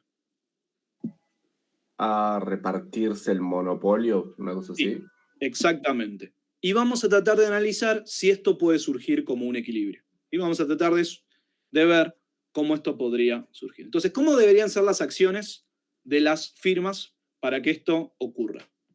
Firma 1 y firma 2. Vamos a trabajar con una estrategia trigger. Pero ¿cómo vamos a conformar esa trigger? ¿Qué va a hacer la firma 1 en t igual a 1? A ver si me siguen. ¿Qué precio va a fijar? Porque las acciones, acá detrás es competencia en precios. ¿Poner el precio del monopolio? Exacto. Y si la firma 2 pone el precio del monopolio y la demanda ante el mismo precio se reparte en partes iguales, ahí van a estar obteniendo como pago el beneficio del monopolio sobre 2. ¿Sí? Ahí está. ¿Qué dice la trigger? ¿O cómo continuaría la trigger en este caso?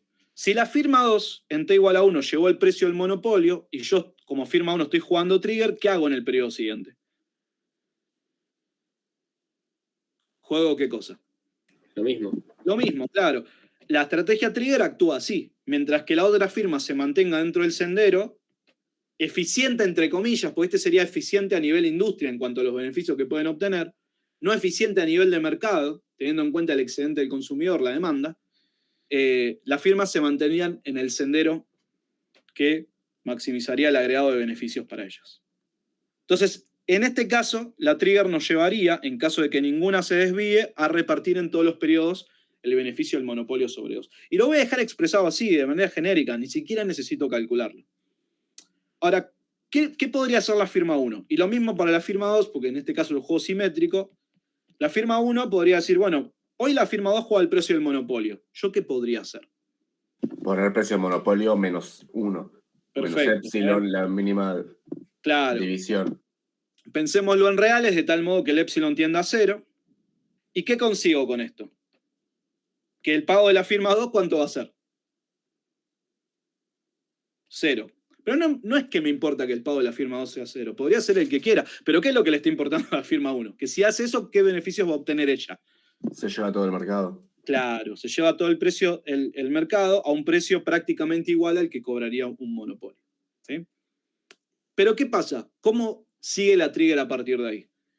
Si yo hago esto, en el periodo 2, ¿qué va a hacer la firma? ¿Qué precio va a fijar? El costo. El costo, C. Y va a jugarse para siempre, porque esto surge de la estrategia trigger, ¿no? Y si la otra firma juega C para siempre, yo no tengo nada mejor que hacer que ¿qué cosa? Tranquilamente podría ser que jugar también. Sí. Responder con C. Claro, jugarse para siempre. Y si hacemos eso, ¿cuáles serían los pagos en el resto del sendero? 0. 0. Esto, noten que nos va a simplificar enormemente los cálculos. Porque ahora, cuando yo calcule la utilidad de la firma 1, o el valor presente de la firma 1 de adherir cuando la otra adhiera, ¿cuánto me va a dar esto? Beneficio del monopolio sobre 2, más el beneficio del monopolio sobre 2 por delta, más el beneficio del monopolio sobre 2 por delta al cuadrado, que sé que en definitiva esto me lleva a qué resultado.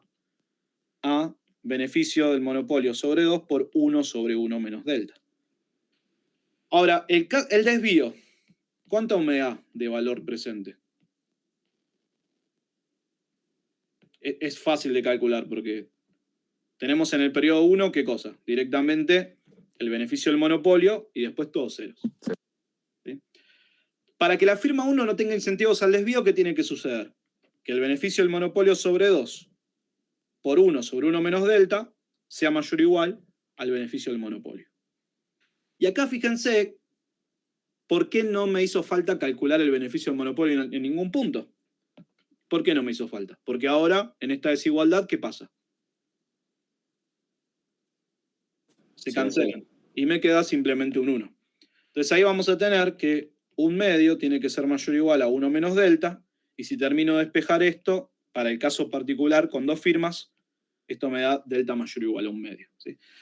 ¿Cuál es la conclusión? Bueno, que si delta es mayor o igual a un medio, el perfil de estrategias trigger, donde ambas firmas juegan en todos los periodos el precio del monopolio, constituye un equilibrio de Nash en el Bertrand repetido infinitas veces. ¿Sí? O sea, para que las triggers diseñadas de esta forma nos llevan a un equilibrio de Nash, necesitamos delta mayor o igual a 1/2 para cada una de las firmas. Lo que quiero mostrarles ahora es una pequeña variante donde trabajo con n firmas.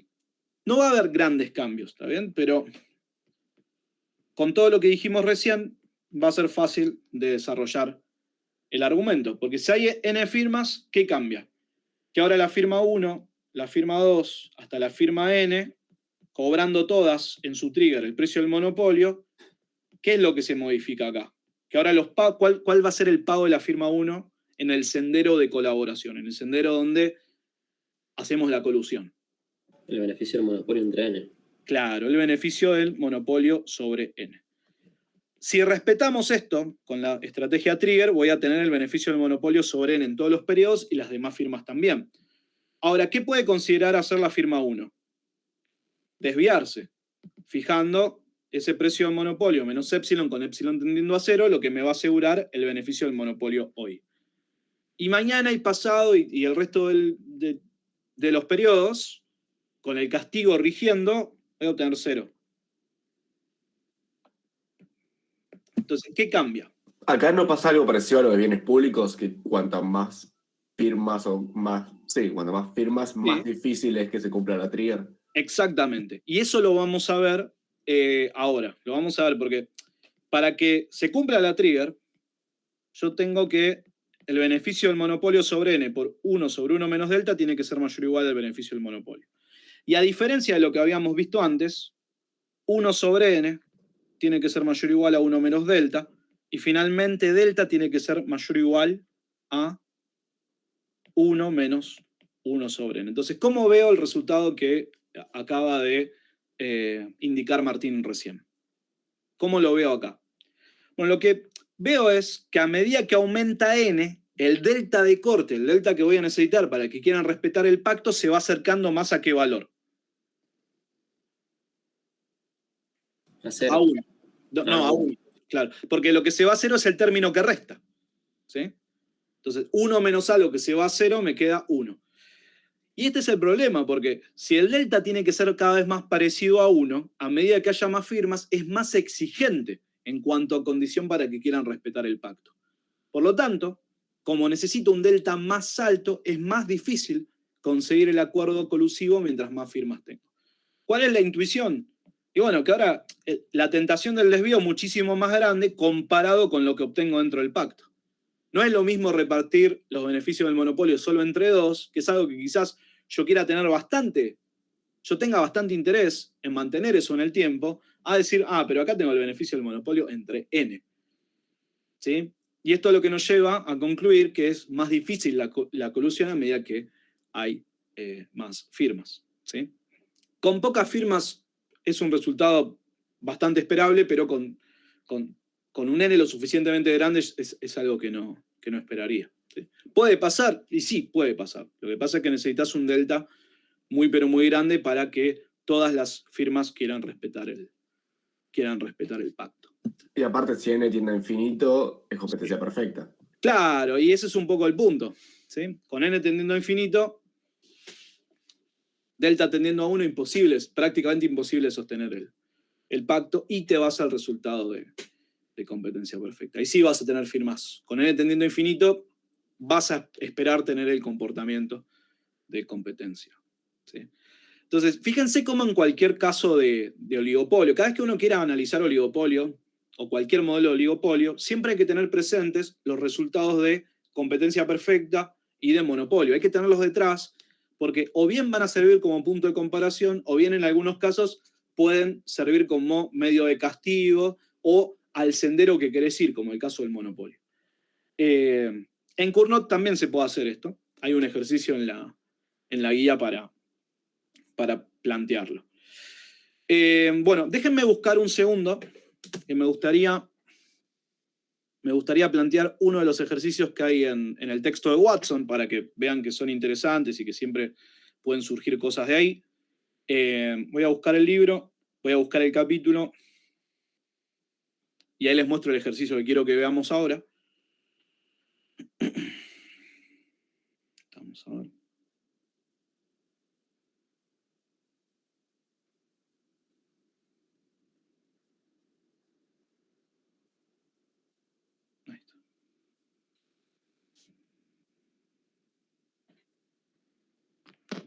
le tengo que dar. También tengo que volver a activar el Wi-Fi para... Deme un segundito. Ahí lo busco y seguimos.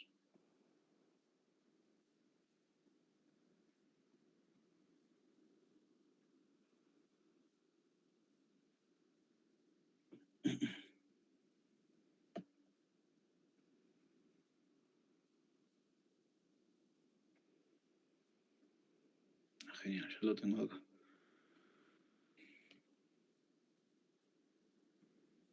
En este lo tengo en el PDF, así que voy a ir alternando.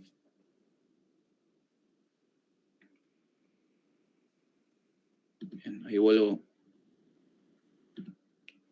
a compartir.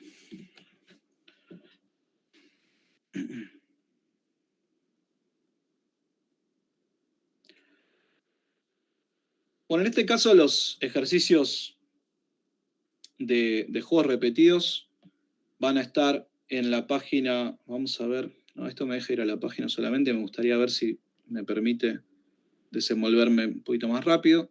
Vamos a ver si acá tampoco.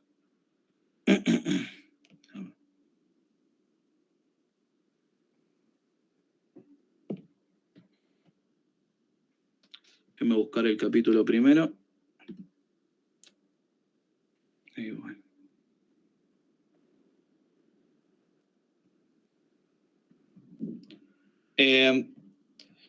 En todos los capítulos, o sea, los ejercicios de dinámicos, también les voy a recomendar que una vez que hayan hecho la guía o que hayan avanzado en la guía, también para complementar y para definir su preparación, los utilicen. Y lo mismo para juegos repetidos y también con la primera parte del curso. Siempre hay cosas muy interesantes para sacar del texto de Watson. Bueno, creo que ya estoy. Sí, ya lo encontré. Los capítulos de juegos repetidos en este texto son los 22 y 23. Yo les voy a recomendar que los miren más para ir a buscar también ejercicios de ahí.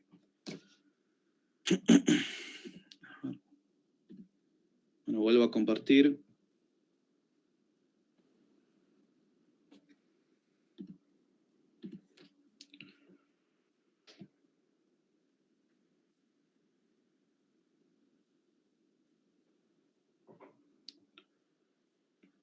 Vamos a ver si justo en el 22 el ejercicio que me interesa que veamos o si está en el otro capítulo. De los dos hay cosas interesantes para sacar. Sí, acá lo tengo. Es el 10. ¿Sí? ¿Qué tenemos en este ejercicio? Ven la pantalla compartida, ¿no? Creo que... Ahí está. Bueno, tenemos un juego repetido entre un vendedor y un comprador. Y el juego se repite infinitas veces. ¿Sí? En cada periodo, lo que va a hacer el vendedor, que es el jugador 1, es elegir un nivel de calidad, de 0 a 5. Y va a afrontar un costo en base al nivel de calidad que exista. En particular, el costo va a ser exactamente igual a ese nivel de calidad. Entonces, si provees un nivel de calidad de 3, tu costo como vendedor va a ser 3. Calidad de 5, costo va a ser 5. Lo que tiene que hacer el jugador 2, que es el comprador, es elegir si comprar o no el bien a un precio que ya va a estar prefijado en 6. Supongamos que el precio es 6. Lo que tiene que hacer el comprador es elegir entre comprar o no. Entonces, ¿cómo serían los pagos? Bueno, vamos a tratar de ver esto y ahora sí voy a ir a la otra aplicación. Los que tenemos hasta el momento, jugador 1, que puede elegir un nivel de calidad que va de 0 a 5. ¿Sí? Y el costo de Q es exactamente igual a Q. El jugador 2 tiene que elegir simplemente entre comprar y no comprar, y el precio al cual se va a vender el bien es 6. Entonces, veamos cómo son los pagos en este caso. La utilidad del 1 del vendedor es súper sencilla, porque va a ser ingreso menos costo. ¿Está bien? Entonces, el pago del 1 para un nivel dado Q va a depender de si el jugador 2 compró o no compró. Si el jugador 2 compró, vamos a tener una utilidad de 6 menos Q para el 1. ¿Y qué pasa si el jugador 2 no compra? O fijaste el nivel de calidad, hiciste la inversión y no te lo compraron el producto, el pago en ese caso va a ser simplemente menos Q. Y ahora veamos qué pasa con la utilidad del 2. ¿Sí? La utilidad del 2 también va a depender del hecho de comprar o no comprar. La de no comprar es fácil, lo voy a chequear ahora, pero esta va a ser 0. Vamos a ver. Sí, 0 para el jugador 2 en caso de no comprar. Y si el jugador 2 compra, es 2Q menos 6 la utilidad. 2Q menos 6. Bueno, lo primero que quiero que hagamos acá es pensar siempre el juego en una sola etapa. El juego en una sola etapa para establecer cuál sería el equilibrio de Nash o los equilibrios de Nash en este caso inicial. Entonces, vamos a analizar la mejor respuesta del jugador 1 en primer lugar. Si no te van a comprar, ahí, ¿no? Si no te van a comprar como jugador 1, o sea, ¿cuál es la mejor respuesta del 1 ante no comprar? Fijar qué valor de Q. 0. 0, exactamente, porque te ahorras todo el costo y no te compran. Ahora, miren esto. ¿Cuál es la mejor respuesta del jugador 1 si te compran en esta versión estática? 0. Pero también, ¿no? Entonces, este es el tema. Y si 0 es siempre la mejor respuesta, la única mejor respuesta, independientemente de lo que haga el otro, puedo decir algo más. Que Q igual a 0 es una estrategia de qué tipo acá. ¿Débilmente dominante o No, de hecho, estricta? Estrictamente. Estricta. Claro, es estrictamente. Siempre va a ser lo mejor que puedas hacer independientemente de lo que haga el otro. Tremendo, tremendo. Para el caso del jugador 2, la cosa es un poquito más interesante porque comprar o no comprar sí va a depender de Q. ¿Está bien? Lo que pasa es que si me interesa solo los Nash, puedo ir por racionalizables. La única racionalizable para el 1 es 0, porque todo lo demás está estrictamente dominado. Si anticipo que el jugador 1 va a jugar 0, porque no tiene otra estrategia que le pueda reportar algo mejor, nunca, ¿qué le conviene hacer el 2 ante Q igual a 0? Vamos a ponerla. No comprar. Claro, ante 0 es no comprar. ¿Sí? ¿Cuál es el único equilibrio de Nash de este juego? 0, no comprar. Una pena, ¿lo ven? ¿Por qué es una pena? Sí.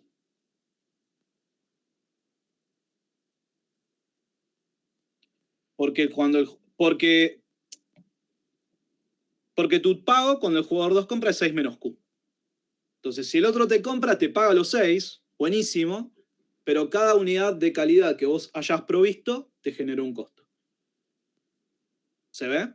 Si vos tenés que elegir ese costo de tal modo de maximizar tu utilidad, ¿cuál es el mejor Q que se te ocurre? ¿Condicional a que hayan comprado? ¿Cuánto es?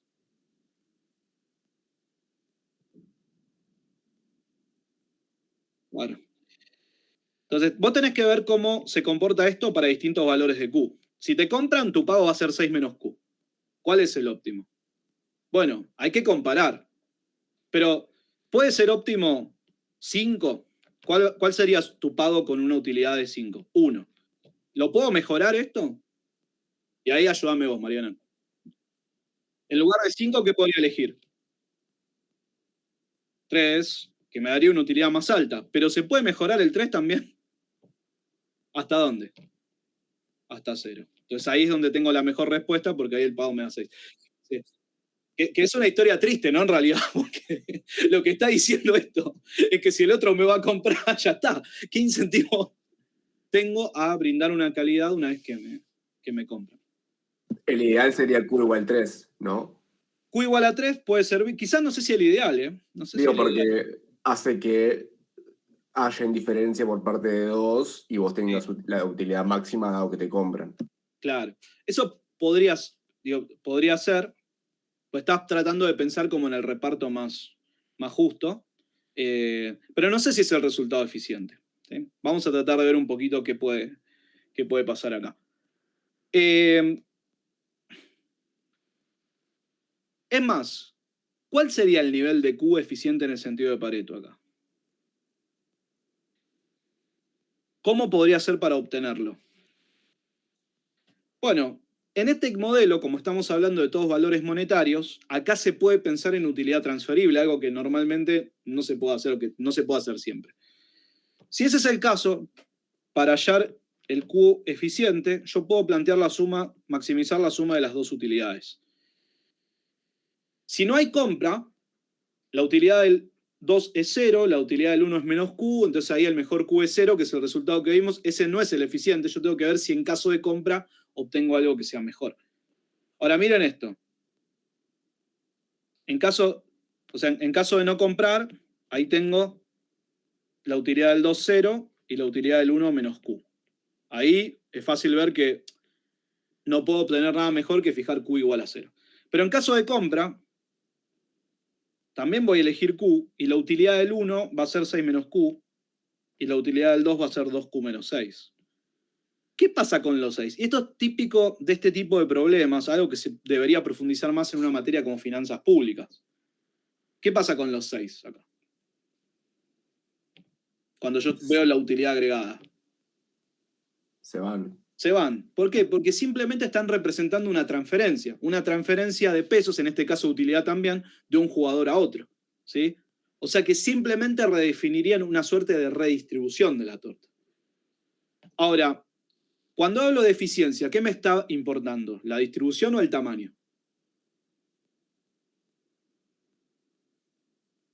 La eficiencia refiere al tamaño, ¿está bien? Y acá lo tenemos. Si sigo operando con esto, menos Q más 2Q me queda directamente Q. ¿Cuál es el Q que maximiza el tamaño de la torta acá? 5. 5. ¿Ven por qué 5?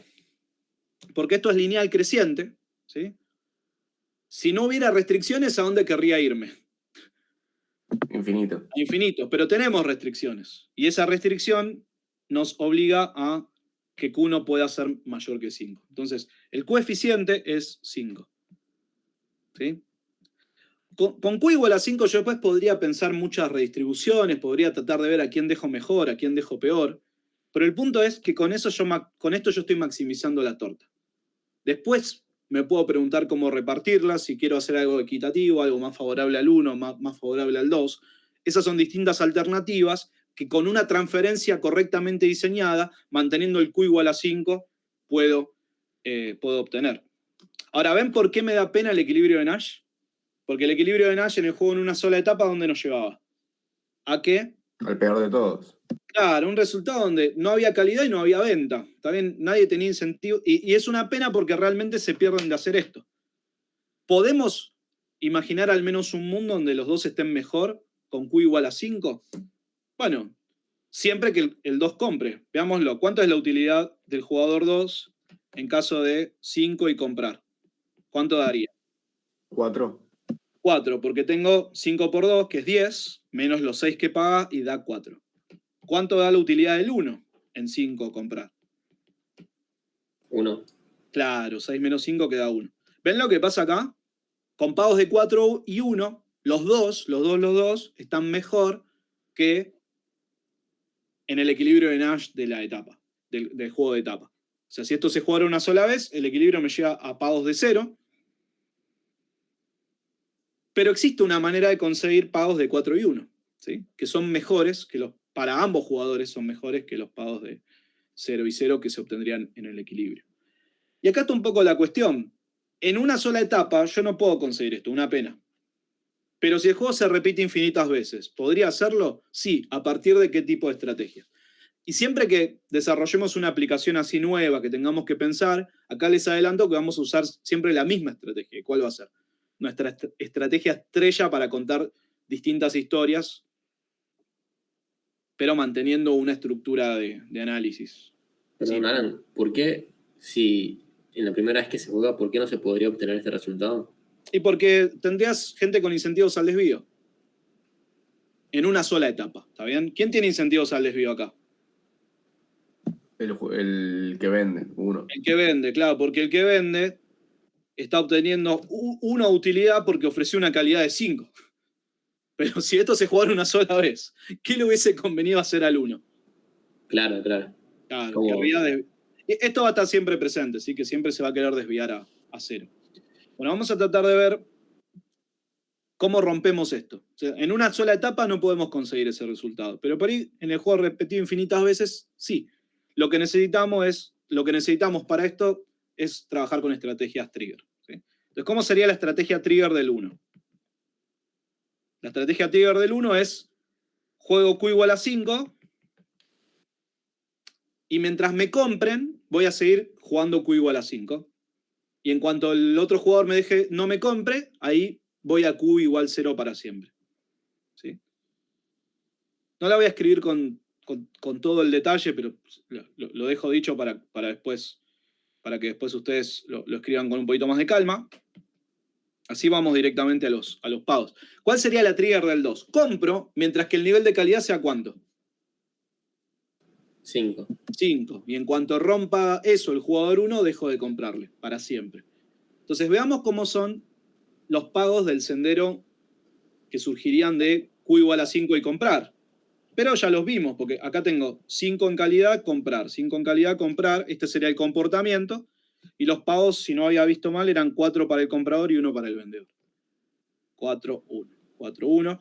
Esto se podrían haber obtenido otros pagos si yo trabajaba con las transferencias. Acá está fijada en 6. Entonces, suma 5, pero podría haber trabajado con otro precio. Un precio un poquito más alto, 7, 8, por ejemplo. Y ahí redistribuía esto entre Alan. los jugadores. Sí. Pero igual, aunque vaya a 4, o sea, le voy a seguir comprando. Sí, pero yo le voy a seguir comprando mientras el otro tenga calidad 5, ¿no? Si el otro un día me mete el perro, por decirlo de alguna forma. Entonces, veamos el desvío. Veamos cómo sería esto. ¿Qué pasa con el jugador 1? Podría jugar hoy, estar súper tentado, aprovechando que el jugador 2 compra y elegir qué nivel de calidad. 0. 0. Y fíjense que esto, ¿qué pago le da al jugador 2? Para que vean un poco la bronca que le podría llegar a dar. Vos comprás y el nivel de calidad que te ofrecieron es 0. ¿Cuál es tu utilidad? ¿-6? Menos 6, exactamente. Y al otro le va bárbaro, ¿no? Porque el otro, ¿cuánto obtiene el 1 de calidad, de utilidad? Directamente los 6.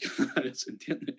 Ahora, si sos el jugador 2 y ves esto, acá lo tenemos formalizado en la trigger, pero si sos el jugador y ves esto, ¿qué haces? ¿Cuál es la única herramienta que tenés como para castigar un poquito esto? No comprar más. No comprar más. No comprar, está bien, perdón. En este caso es no comprar. Y si nunca te van a comprar, como jugador 1, lo mejor que puedes seguir haciendo es calidad 0. Ahora, ¿qué pagos van a surgir de ahí? Los del equilibrio de Nash de una sola etapa. 0 en todos los periodos. Entonces, ¿acá quién es el que puede tener incentivos al desvío? ¿El 1 o el 2? Solamente el 1, ¿lo ven? Porque el 2, si el 1 va a cumplir, nunca tiene incentivos a irse de este 4, porque la alternativa a no comprar, ¿cuánto te da? Directamente 0. Y encima a partir de ahí tendrías 0 en todos los periodos porque no te quedaría otra que no comprar. ¿Bien? Acá el 1 se está desviando, ¿no? Pero si se desviara el 2, acá tendríamos que ver que el 1 estaría fijando 5 de calidad y el 2 no comprando. Y eso te llevaría a no comprar y 0 en todos los demás periodos. Pero fíjense que ahora el jugador 2 no tiene ningún incentivo a hacer eso, porque en caso de no comprar obtiene 0, el otro menos 5, y a partir de ahí los pagos son 0 para siempre. Entonces, ¿cuál es el único jugador que podría tener algún interés en el desvío? ¿Ven que el 2 no? Porque el 2 está comparando entre estos dos senderos. El 2 no tiene nada para ganar de desviarse si es que el 1 se va a quedar con calidad 5. O sea, si el 1 está cumpliendo, está fijando el nivel de calidad 5, el 2 directamente no tiene incentivos al desvío. De nuevo, a veces veo cosas raras cuando planteamos un ejercicio así en el parcial, porque se ponen a hacer las cuentas, lo que está bien, pero en lugar de notar que en algún punto te aparece algo que trivialmente es mayor que otra cosa, o sea, 4 sobre 1 menos delta para todos nuestros valores de delta, ¿cómo va a ser respecto a 0? Ni siquiera mayor o igual, esto directamente va a ser mayor estricto. ¿Sí? Así que ténganlo en cuenta. Ahora, ¿qué pasa para el jugador 1? Ahí es otra historia. Porque ¿cuánto es el valor presente del jugador 1 en caso de adherir? Si el otro adhiere. ¿Cuánto me da esto? 1 más delta al cuadrado, y así, ¿hasta dónde? Hasta infinito, lo que me deja con 1 menos 1 menos delta. Ahora, ¿cuánto es el valor presente del 1 en caso de no adherir si el otro adhiere? O sea, yo me desvío. ¿Cuánto obtengo? Simplemente Por suerte, acá más allá de la historia, los cálculos son fáciles. ¿Cuánto obtiene el jugador 1 si se desvía? 6. Directamente 6, exactamente. 6 y después 0 en todos los demás periodos. ¿Qué necesito para que el jugador 1 no tenga incentivos al desvío? Que 1 sobre 1 menos delta sea mayor o igual que 6. Y acá si despejo, un sexto tiene que ser mayor o igual que 1 menos delta, y por lo tanto delta tiene que ser mayor o igual a 5 sextos. Me gusta el valor, me gusta la condición, sí, pero esto hace para el jugador 1, para el jugador 2 no son necesarias condiciones. El jugador 2, si el 1 cumple, jamás va a tener incentivos al desvío. Pero lo que me gusta del 5 sextos es que, ¿qué les parece? ¿Que es un valor exigente o un valor fácil de cumplir? Sí, es exigente. Es exigente, estás bastante cerca de 1, ¿lo ven? ¿Y de dónde viene el hecho de que sea exigente? Es muy tentador el 6. ¿Entiendes? El 6 hoy contra el 1 que te llevas en todos los periodos. Es como cuando pensás una alternativa de inversión y decís, me puedo llevar 6 hoy o 1 de acá a un montón de tiempo. De mínima, ¿cuántos periodos necesitas para medianamente, con el delta más generoso que se te ocurra, nunca por encima de 1, de mínima, ¿cuántos periodos necesitas para compensar al 6? 6. ¿Lo ven? Entonces es un montón. Esperar 6 periodos es exigente. Y eso con un delta generoso, con un delta tendiendo a 1. Si el delta es más bajito, ya el 6 empieza a pesar muchísimo más. Acá en particular lo que vemos es esto, que para un delta mayor o igual a 5 sextos, recién ahí te empieza a interesar el sendero de 1.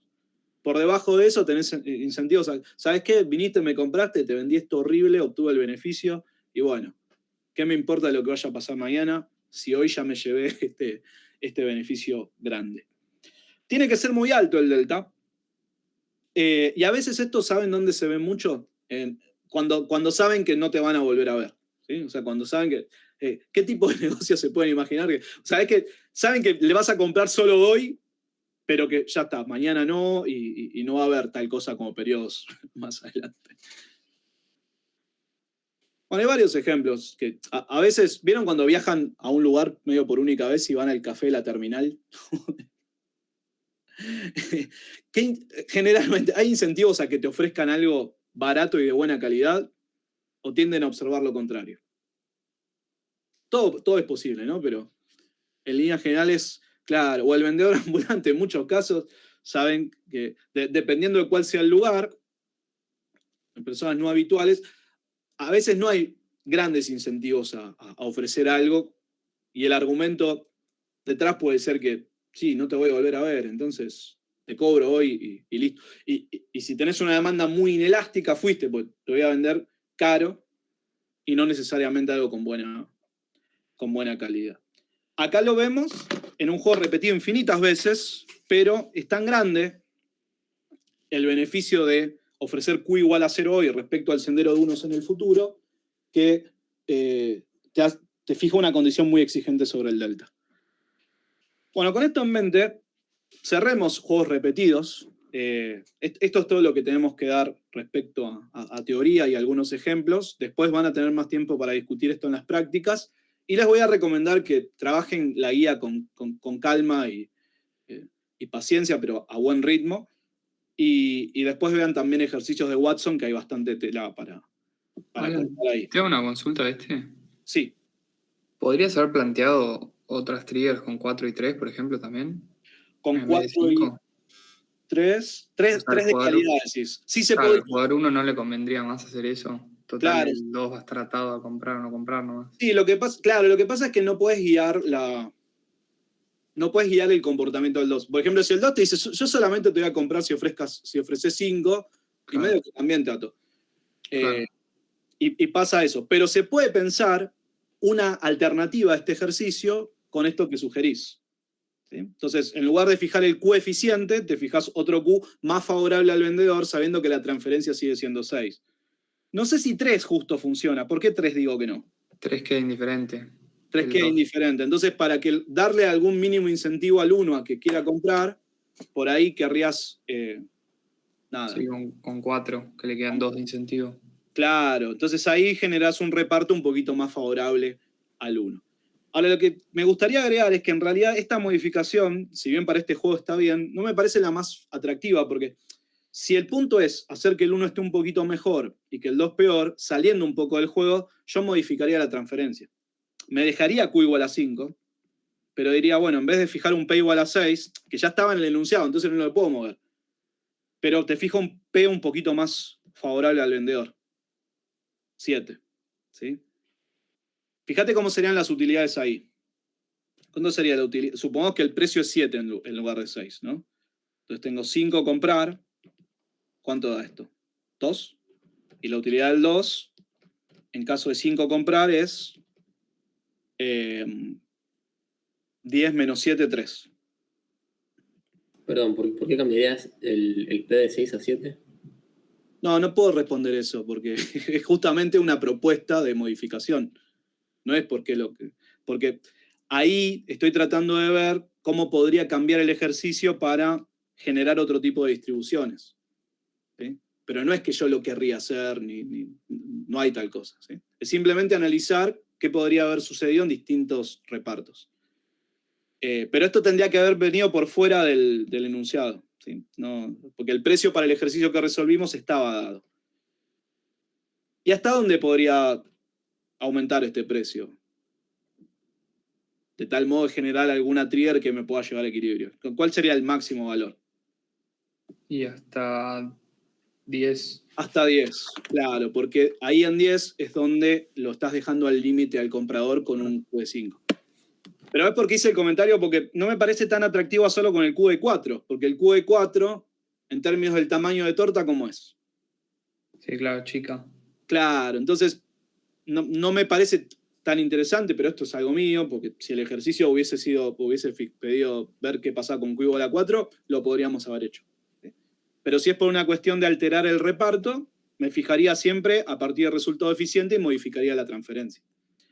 En finanzas públicas hay bastantes, bueno, creo que depende mucho del curso también, pero según el curso hay bastantes discusiones de esto, ¿no? O sea, primero tratar de llevar la torta al tamaño más grande que se pueda y después ver cómo repartir, y ahí uno puede debatir si hay algún tipo de trade-off. Bueno, nos estamos quedando sin tiempo, pero voy a aprovechar para mostrarles rápidamente un ejercicio del parcial que yo había resuelto ya el 1 la semana pasada. Hagamos el 2 brevemente, creo que el 2 sale sin demasiada dificultad. Lo tengo acá, ¿sí? ¿Qué es lo primero que puedo ver en esta matriz? Tengo que hallar racionalizables. Para racionalizables hay que hacer eliminación iterativa. ¿Qué es lo primero que puedo ver que se va? ¿Ven que es F para el 2? Porque E la domina estrictamente. ¿Sí? F está estrictamente dominada por E para el jugador 2. Entonces la puedo eliminar. En la siguiente iteración, para el 1 originalmente no había nada estrictamente dominado, pero habiendo eliminado F, ¿qué puedo descartar para el 1? Bueno, sí teníamos B también estrictamente dominada del vamos, o sea, podríamos haber descartado B igual. B está estrictamente dominada por A para el jugador 1. ¿Sí? B siempre da pagos menores que A. Entonces, esto en la primera ronda ya podía eliminar las dos. Y ahora voy a la segunda. ¿Cuál se va ahora? D. D. D, en el juego reducido, puedo eliminar D para el jugador 2.